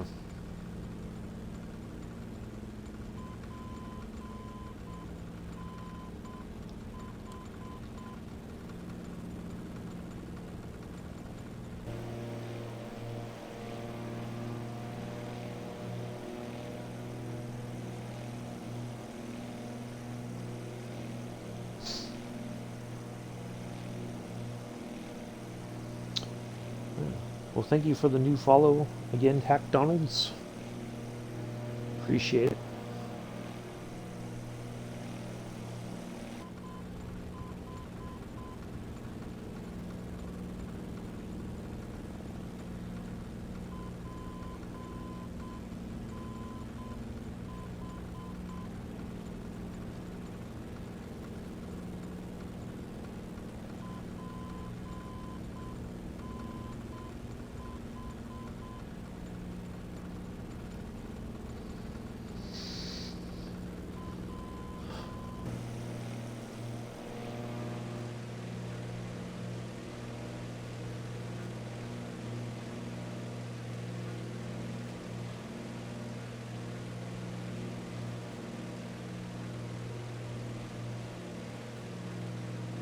A lot of small fields around here. I think for the oh, we got ads coming up, folks. Sit tight.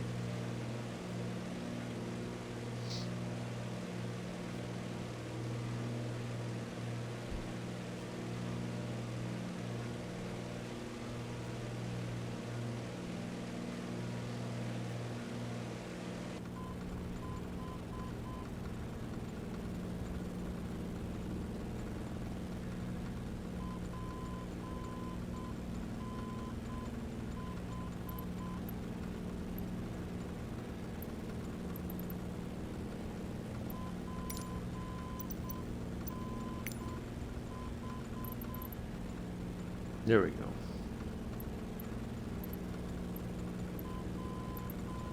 Now that thing will work a little bit better. All right, 31 nautical miles.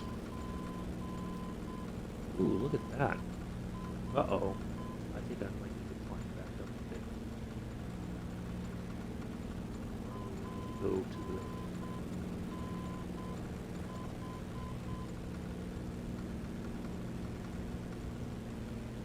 I was not expecting these along the flight path.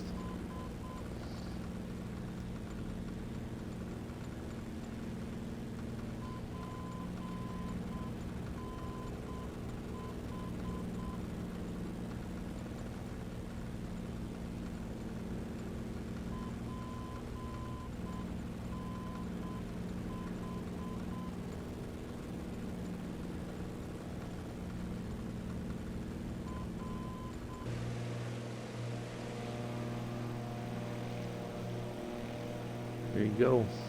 Some wind power.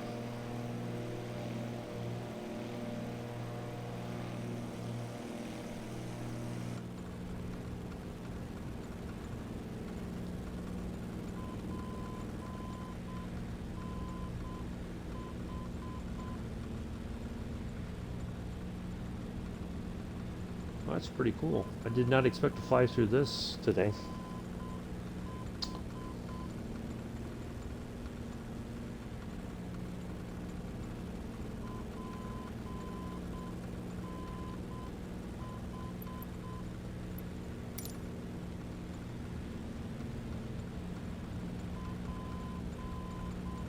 Yep, looks like it's in good working order. Let's continue.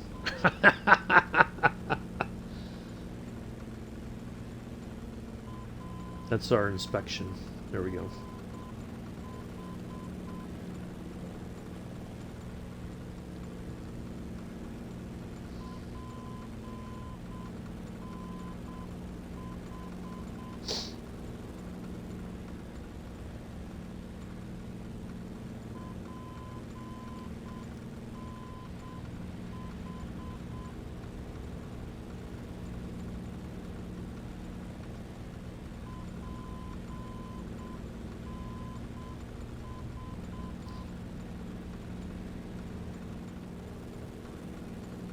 Quite a few of them through here.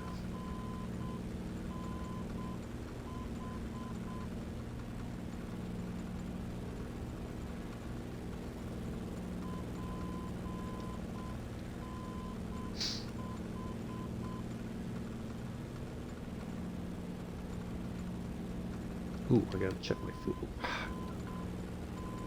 Fully on the forward one. No, rear. Okay. That's alright. Take a little bit of the rear tank there. A little bit more. We are 26 nautical miles. Let's have a look at our list again.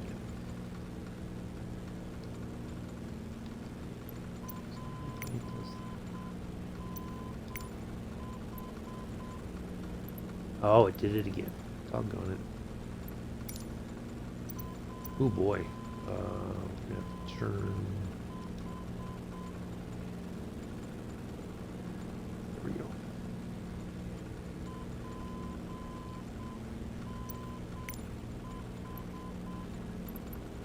There it is, number 8. List number 1 in our hearts.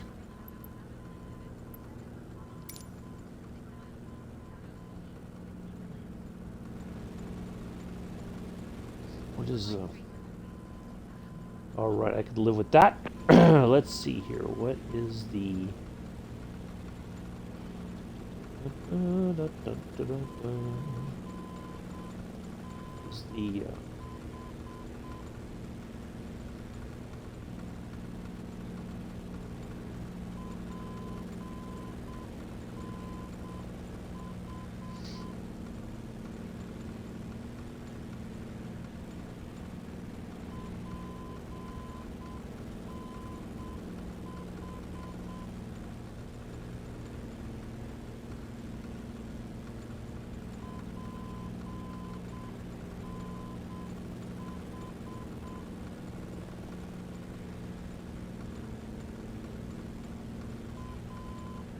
300 feet. Oh, we gotta climb up.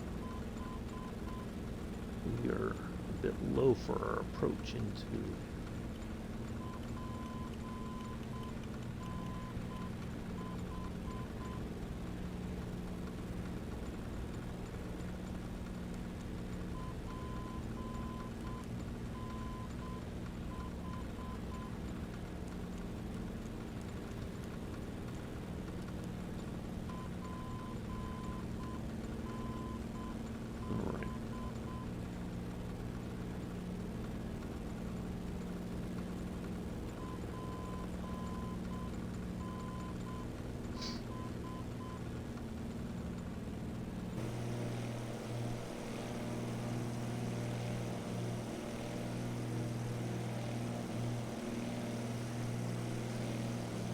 All right.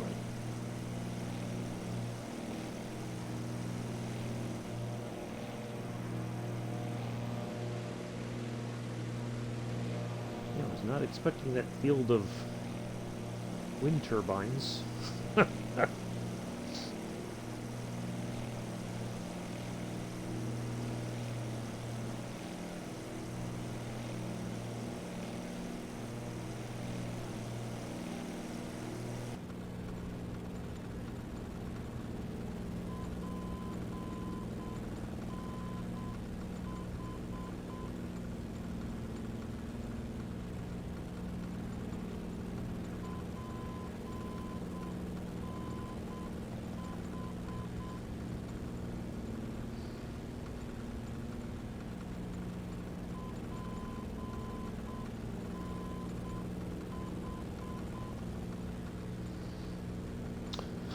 Yeah, well, I think we're still, you guys probably still watching ads, I don't know.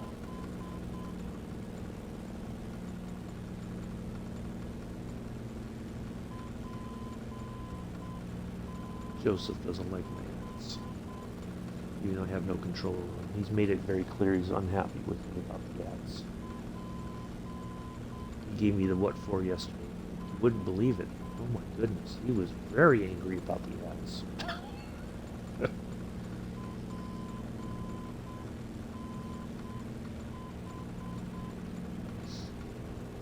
He said words I'd never heard before.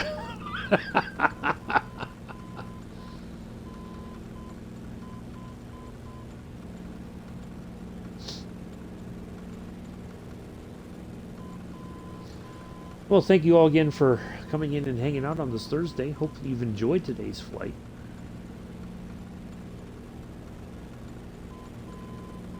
To try to make it entertaining. Sometimes we make it even educational. You never know.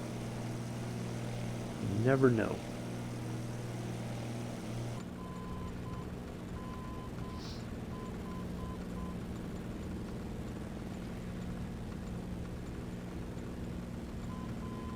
Oh.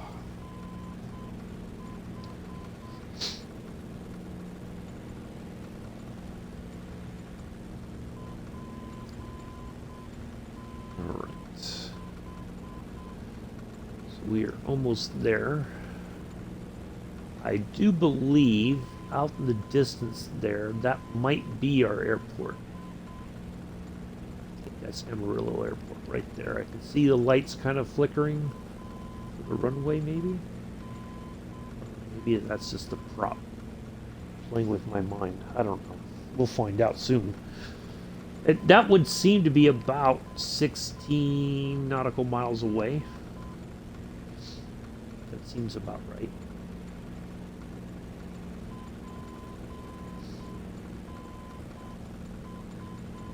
I do believe I need to come off the throttle and start slowing down, though.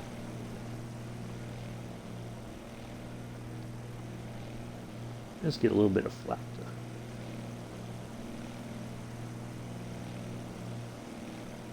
that handy.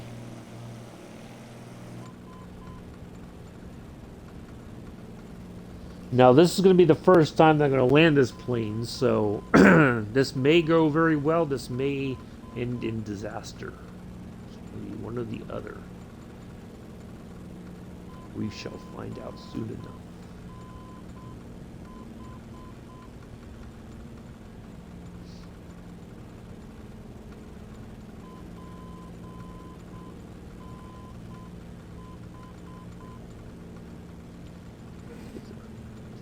trim or takeoff flaps.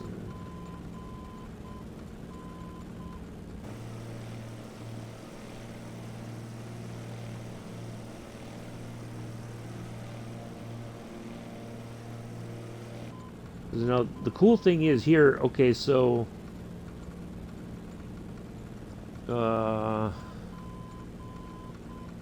so there's one more area that we can go to for landing if we want. We'll see how we feel when we get closer to the airport. Now runway. Yeah, either way we're going to be on the ground. Exactly, Nick. Exactly. Let's see.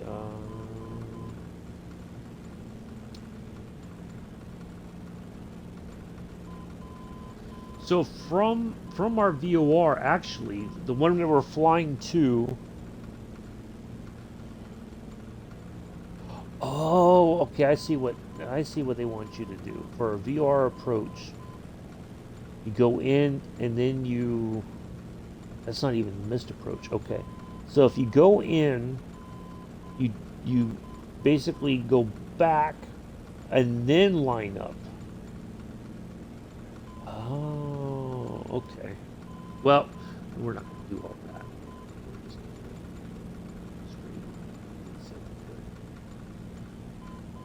But from that VOR, it's like it's right above the runway. So we should see, as we get a little bit closer, we should see the our guidelines there. But I'm pretty sure that's our airport right there. There's two runways. The one we're going to land on, runway 22, is the longest of the two. But this was based, I picked this one based on the weather information at the Oh, now Joseph chimes in. Oh, look at that. No, Joseph, we're going to do it we're going to do it poorly.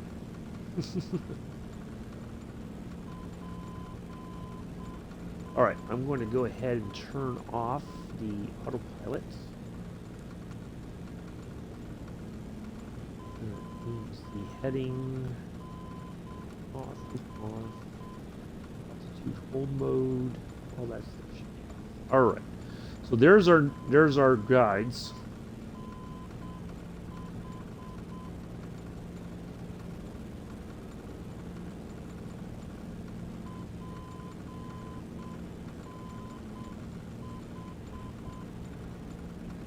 So as long as we keep going to the right of that, then we should, as they said, go straight in. So what I like to do is try to have a bit of a, try to turn to the right a little bit more before we turn in left for landing. Where's our weight at now? Where's the front?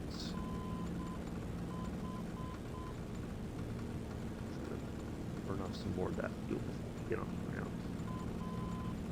Maybe a little bit unbalanced at this point, but we're gonna.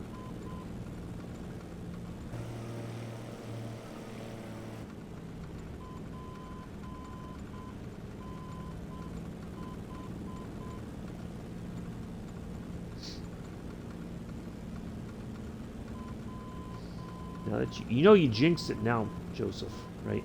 By saying hopefully safely. Now you just jinxed me. I'm kidding, of course. I'm joking.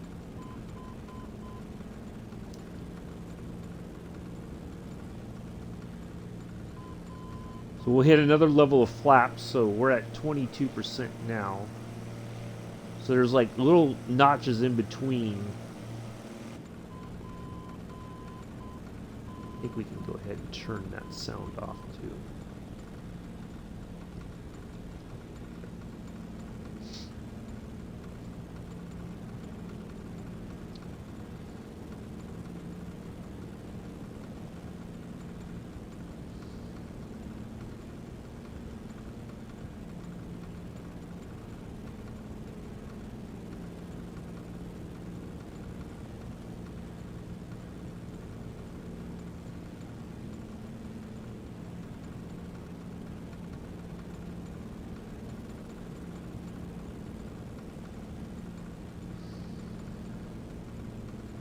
All right, folks, let me keep our attention on the landing. Back in the chat momentarily.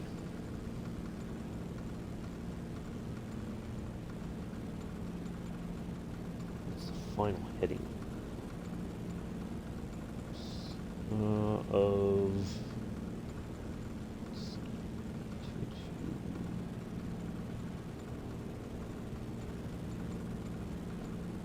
final heading at 235. Okay.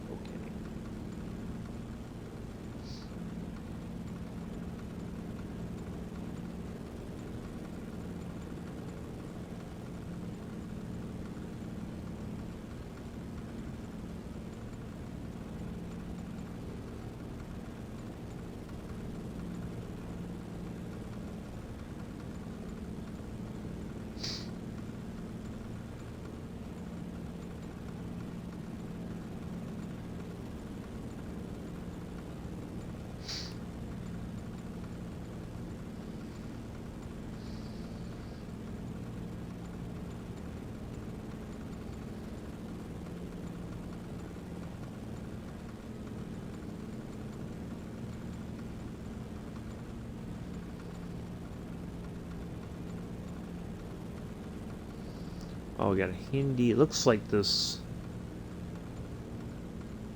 I don't know if it's a railway or a road. Whatever it is, it's almost like it takes us right in towards our runway. You could almost use that as a visual reference if we had to. If we didn't know where we were going.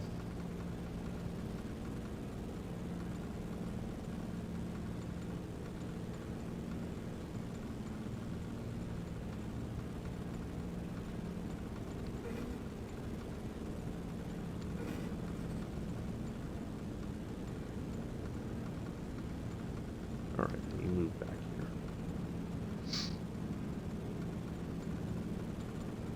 Ooh, we need to put our landing lights on.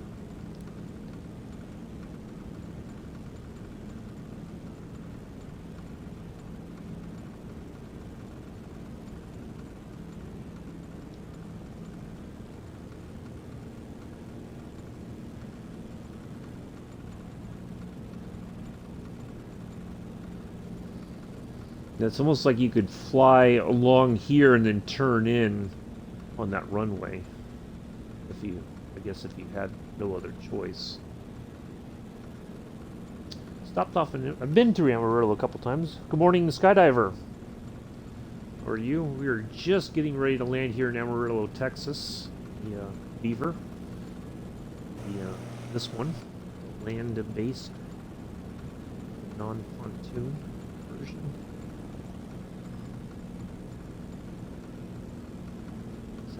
Over that way. Yeah, it looks I've been through it's a nice little area in Texas, to be honest. The downtown area is pretty decent, I think. Unless it's changed, I don't know, but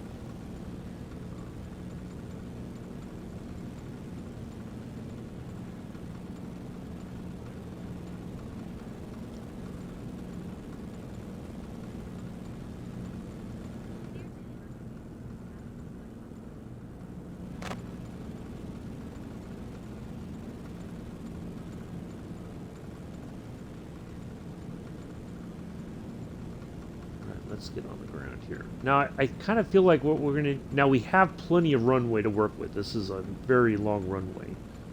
Obviously, this is something like a regional jet or a, you know, jetliner of some kind would land on there, and they'd have plenty of room for takeoff and landing.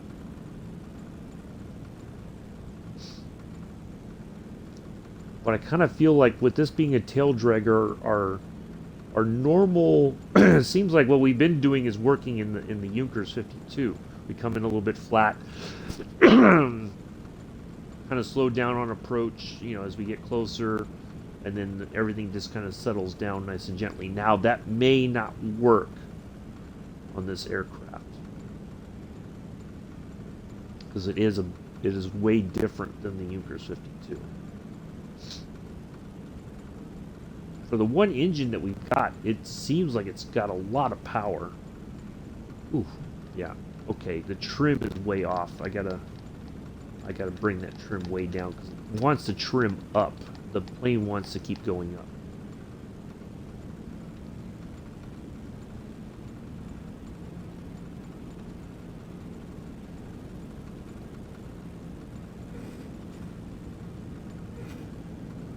There's our last bit of flaps.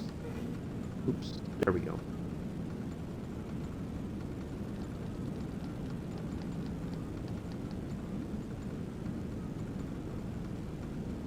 Alright, let's do this.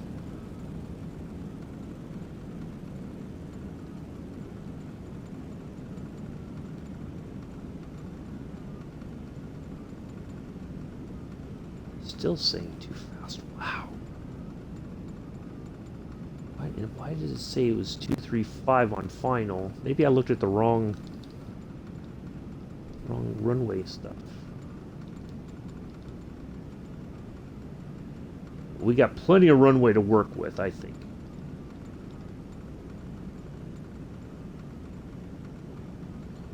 So we have to, if we have to kind of spend some time over the runway losing altitude and speed, or more the speed, not the altitude. Maybe it was supposed to be 225? Maybe I read that wrong. Didn't really follow that. I'm really off somewhere else.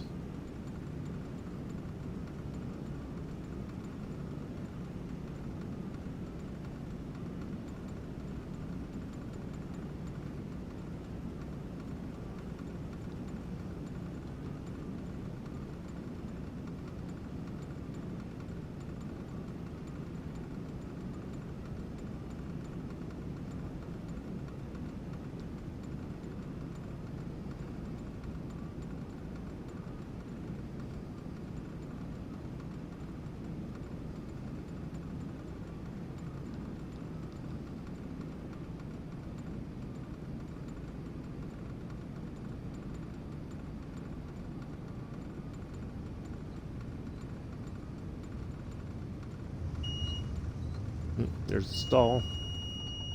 Uh-oh. Ooh! Ooh, boy, that was hard. Ooh, that was a hard landing. But we made it. I had to drive... Oh! Visible drive. Ah. Okay, well, we made it. Whew, that was not easy. Alright, we're going to turn right off here. So that's a great thing. We didn't really need that whole... We didn't need to land on a large runway like this, but because... we're trying to land at places we've not really visited yet, and based on the weather information,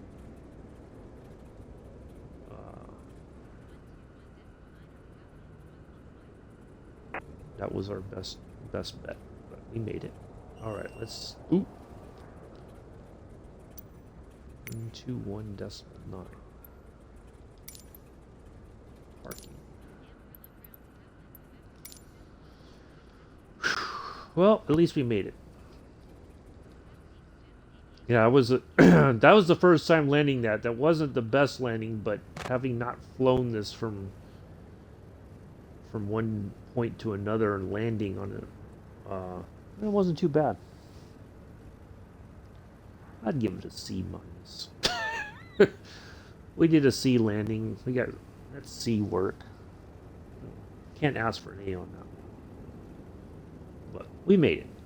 So a couple lessons about this one is the fuel is a bit suspect. The amount of fuel that you use on a flight. They're saying this plane can go almost 400 nautical miles, but I think you got to fill up the whole.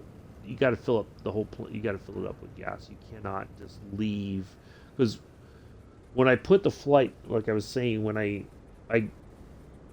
added more fuel, the ring that they use to kind of say this is how far you can go moved past Amarillo, right?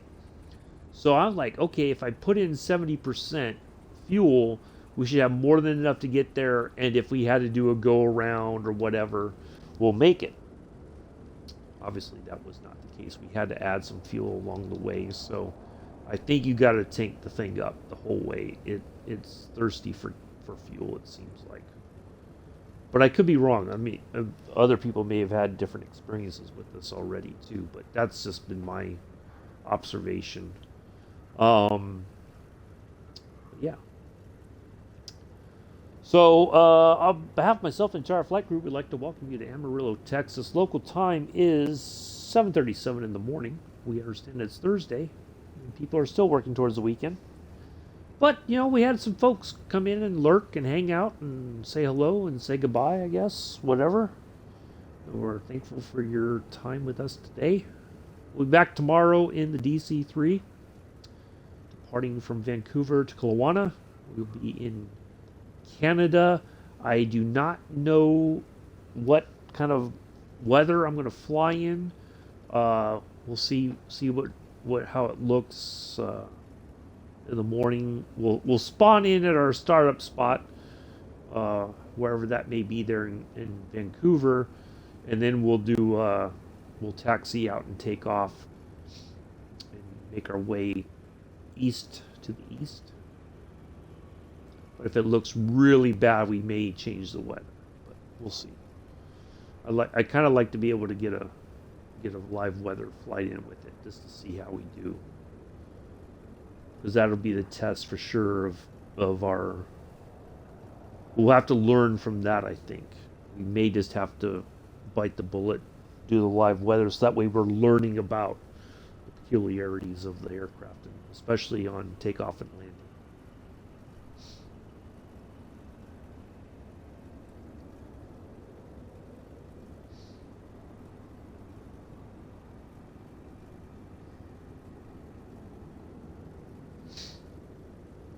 And then, so yeah, 7:10 Eastern, 12:10 UTC/UK tomorrow, DC-3. If you would like to fly with us, you're more than welcome to. I do have a Discord. I do try to put in a rough flight plan from SkyVector. I'm going to use 2 VORs, I think, tomorrow for the flight. And that should be it. So I will put the rough flight plan, but the runways themselves are going to be, we won't know until the morning. I'll look at the weather, especially if we're going to do live weather. We want to pick the correct runways, or make sure that we're heading the right direction to the right runway that based on the weather. All right, so check this out. Let's go ahead and bring the prop back to 0 and then cut off the fuel. There we go. Now, check this out. Let's see if I can do this. Oh, come on. I didn't put the screen power. You guys are giving me the what for here.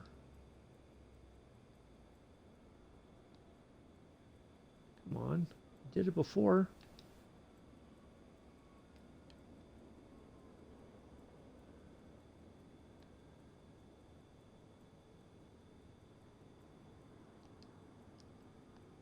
Why is it not?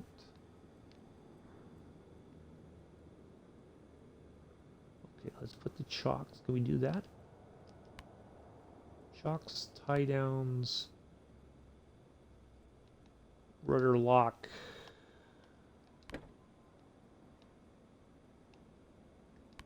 Pitot heat cover, yoke belt.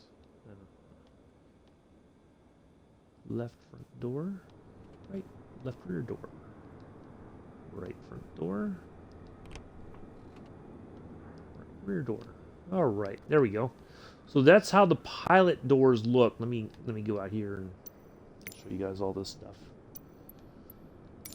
so that you. Ooh, my landing lights are still on. So yeah, look at this. You got the tie downs. You got that weight. Well, let me go back in here and change and turn the lights off.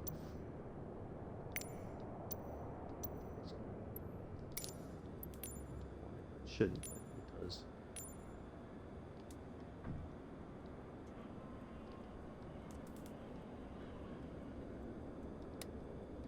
All right, let's go back outside here. So, but yeah, you have these doors open outward like this. You can, person can. I think this would probably fold over so that somebody could squeeze on the back there. And then, but yeah, that's the only doors that open. The rudder lock, where? Oh, that might be it. Is that it? Because normally when I see rudder lock, I think it's like something that slides in to lock it. I don't see it though. Huh.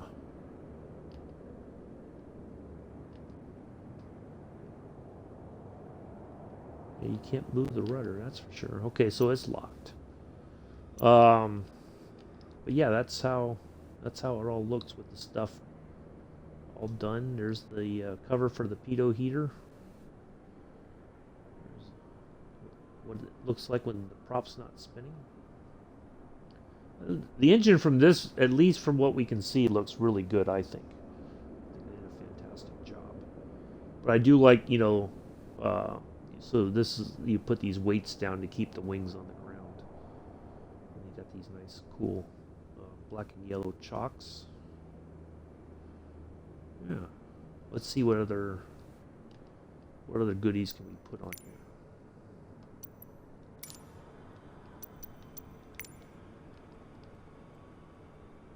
We have cold cover. What does that look like? Oh, I just saw it. Oh. Oh, maybe because the doors are open. Let's close the doors and see what that cold cover looks like. I think it covers over the... Oh, yeah, look at that. Check that out. It covers... That's pretty cool. It covers the engine, wraps around the engine and the front windows there. Ah, check that out. Let's zoom in on that and see how that looks up close. I did not see that before. I never tinkered with it. Look at that. Oops. That's pretty cool. Yeah. That looks pretty awesome. Supposed to keep the engine warm, or as warm as possible. Yeah, and it hooks around the, hooks up there. And then it hooks down over here. Look at that. Check that out. That is amazing. I like it. That is pretty cool. You know what? Let's get a picture of that with all that stuff there. Let's do that real quick before we go. Oh, you got back just in time. We're getting ready to wrap things up. I got to go to bed. We just landed. We put some stuff down to make our aircraft look all spiffy for parking here today. Yeah, look at that. That is pretty cool. So yeah, we we got our chocks down. We got our wing tie downs. There is a lock back there for the rudder. Let's go back in here and see what this belt thing looks like. I don't know if it'll allow me to do anything with it, but there's like a it says yoke belt. Okay. So now the yoke, I just heard it. Oh, check that out. So now nobody can, it's like nobody can, the yoke is centered and is secure. Check that out. That is fantastic.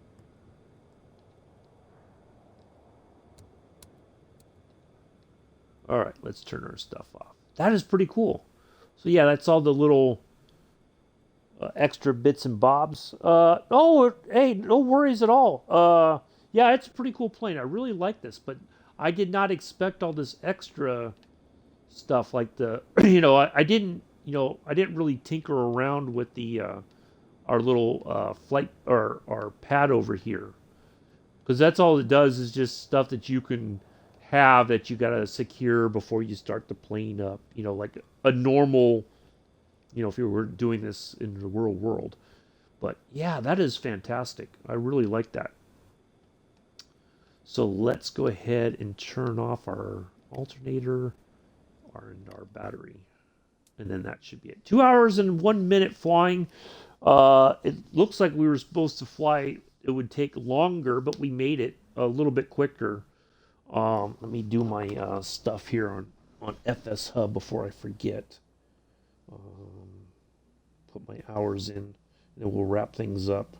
But yeah, I really enjoyed that. It's a bit of a challenge to land. That was the first time landing it. We didn't do too bad.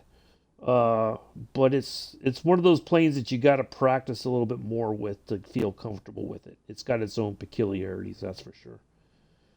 Where is...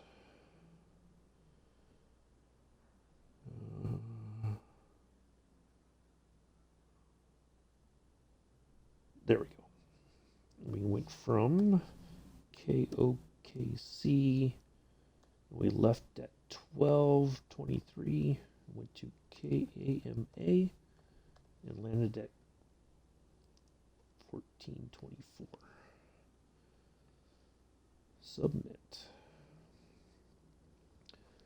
Yeah, that was pretty good. I really enjoyed that. That wasn't too bad. We got to learn something new. We learned a new plane, new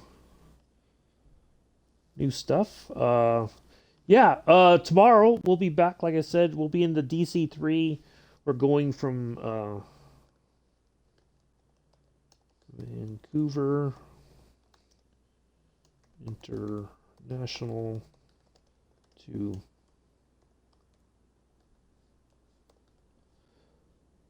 let me make sure I'm spelling that correctly. WNA. Okay. Yep. That's our information for tomorrow. But if you want to join the Discord, you're more than welcome to. It's just for information. It's not a very chatty Discord. I put in a rough flight plan when we're doing VOR to VOR flights, just so that people can have a. Here, I'll put in the. I don't think I have a command for it there, but I will. I think if you scroll down in my about section, or you know what? Hold on, I got it. Sorry, I should put that in there. I got to do that. That's another thing I got to add. Here, I'll put the link in.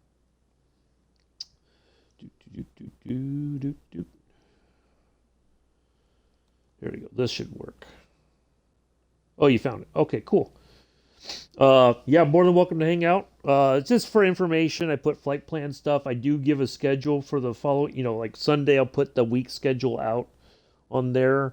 If I have to cancel the flight for any reason, I'll put that information in there as well. Cool.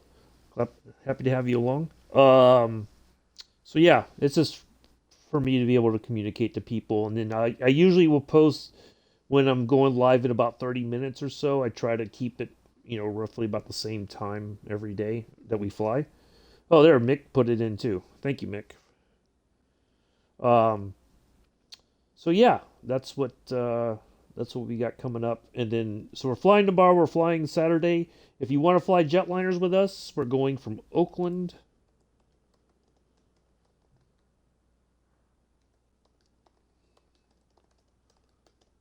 Las Vegas. We're going to the big airport in Las Vegas on Saturday. That's what we got coming up.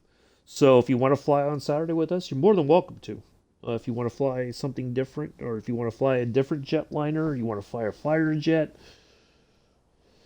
whatever you feel comfortable with, go for it. But I'll be in the A319. I think Mick is flying an A320, and my friend Amila is flying in the PMDG 737, whichever version he owns. So we got some jetliner action this Saturday. So do come by and hang out if you want to. If you want to join, yes, Mick is flying the A320. So if you want to fly with us on Saturday, it'll be the same server. We'll do our startups and taxis out, and we'll skedaddle over to Las Vegas. Yeah, so that should be it. Okay, yeah, whatever you feel comfortable with. Whatever you've got that you say, oh yeah, I can fly this, you're more than welcome. So, yeah, that will do it for today, folks. I do greatly appreciate everybody coming in and hanging out. Thank you, Hack Donalds, for the follow. Thank you for hanging out today. I got to go to bed. Yeah, great to have everybody along. Hopefully everybody enjoyed that. Yeah, wasn't too bad of a flight. The landing was a bit suspect, but we made it. That's okay. We'll get better at it eventually. Do enjoy the rest of your Thursday morning, afternoon, evening, possibly early Friday. You never know. You could be out in the middle of the Pacific Ocean. It's already Friday. Who knows? You never know. Just saying. I have been and always shall be your host and pilot, Uncle B. Until tomorrow, I will bid you peace. Live long and prosper.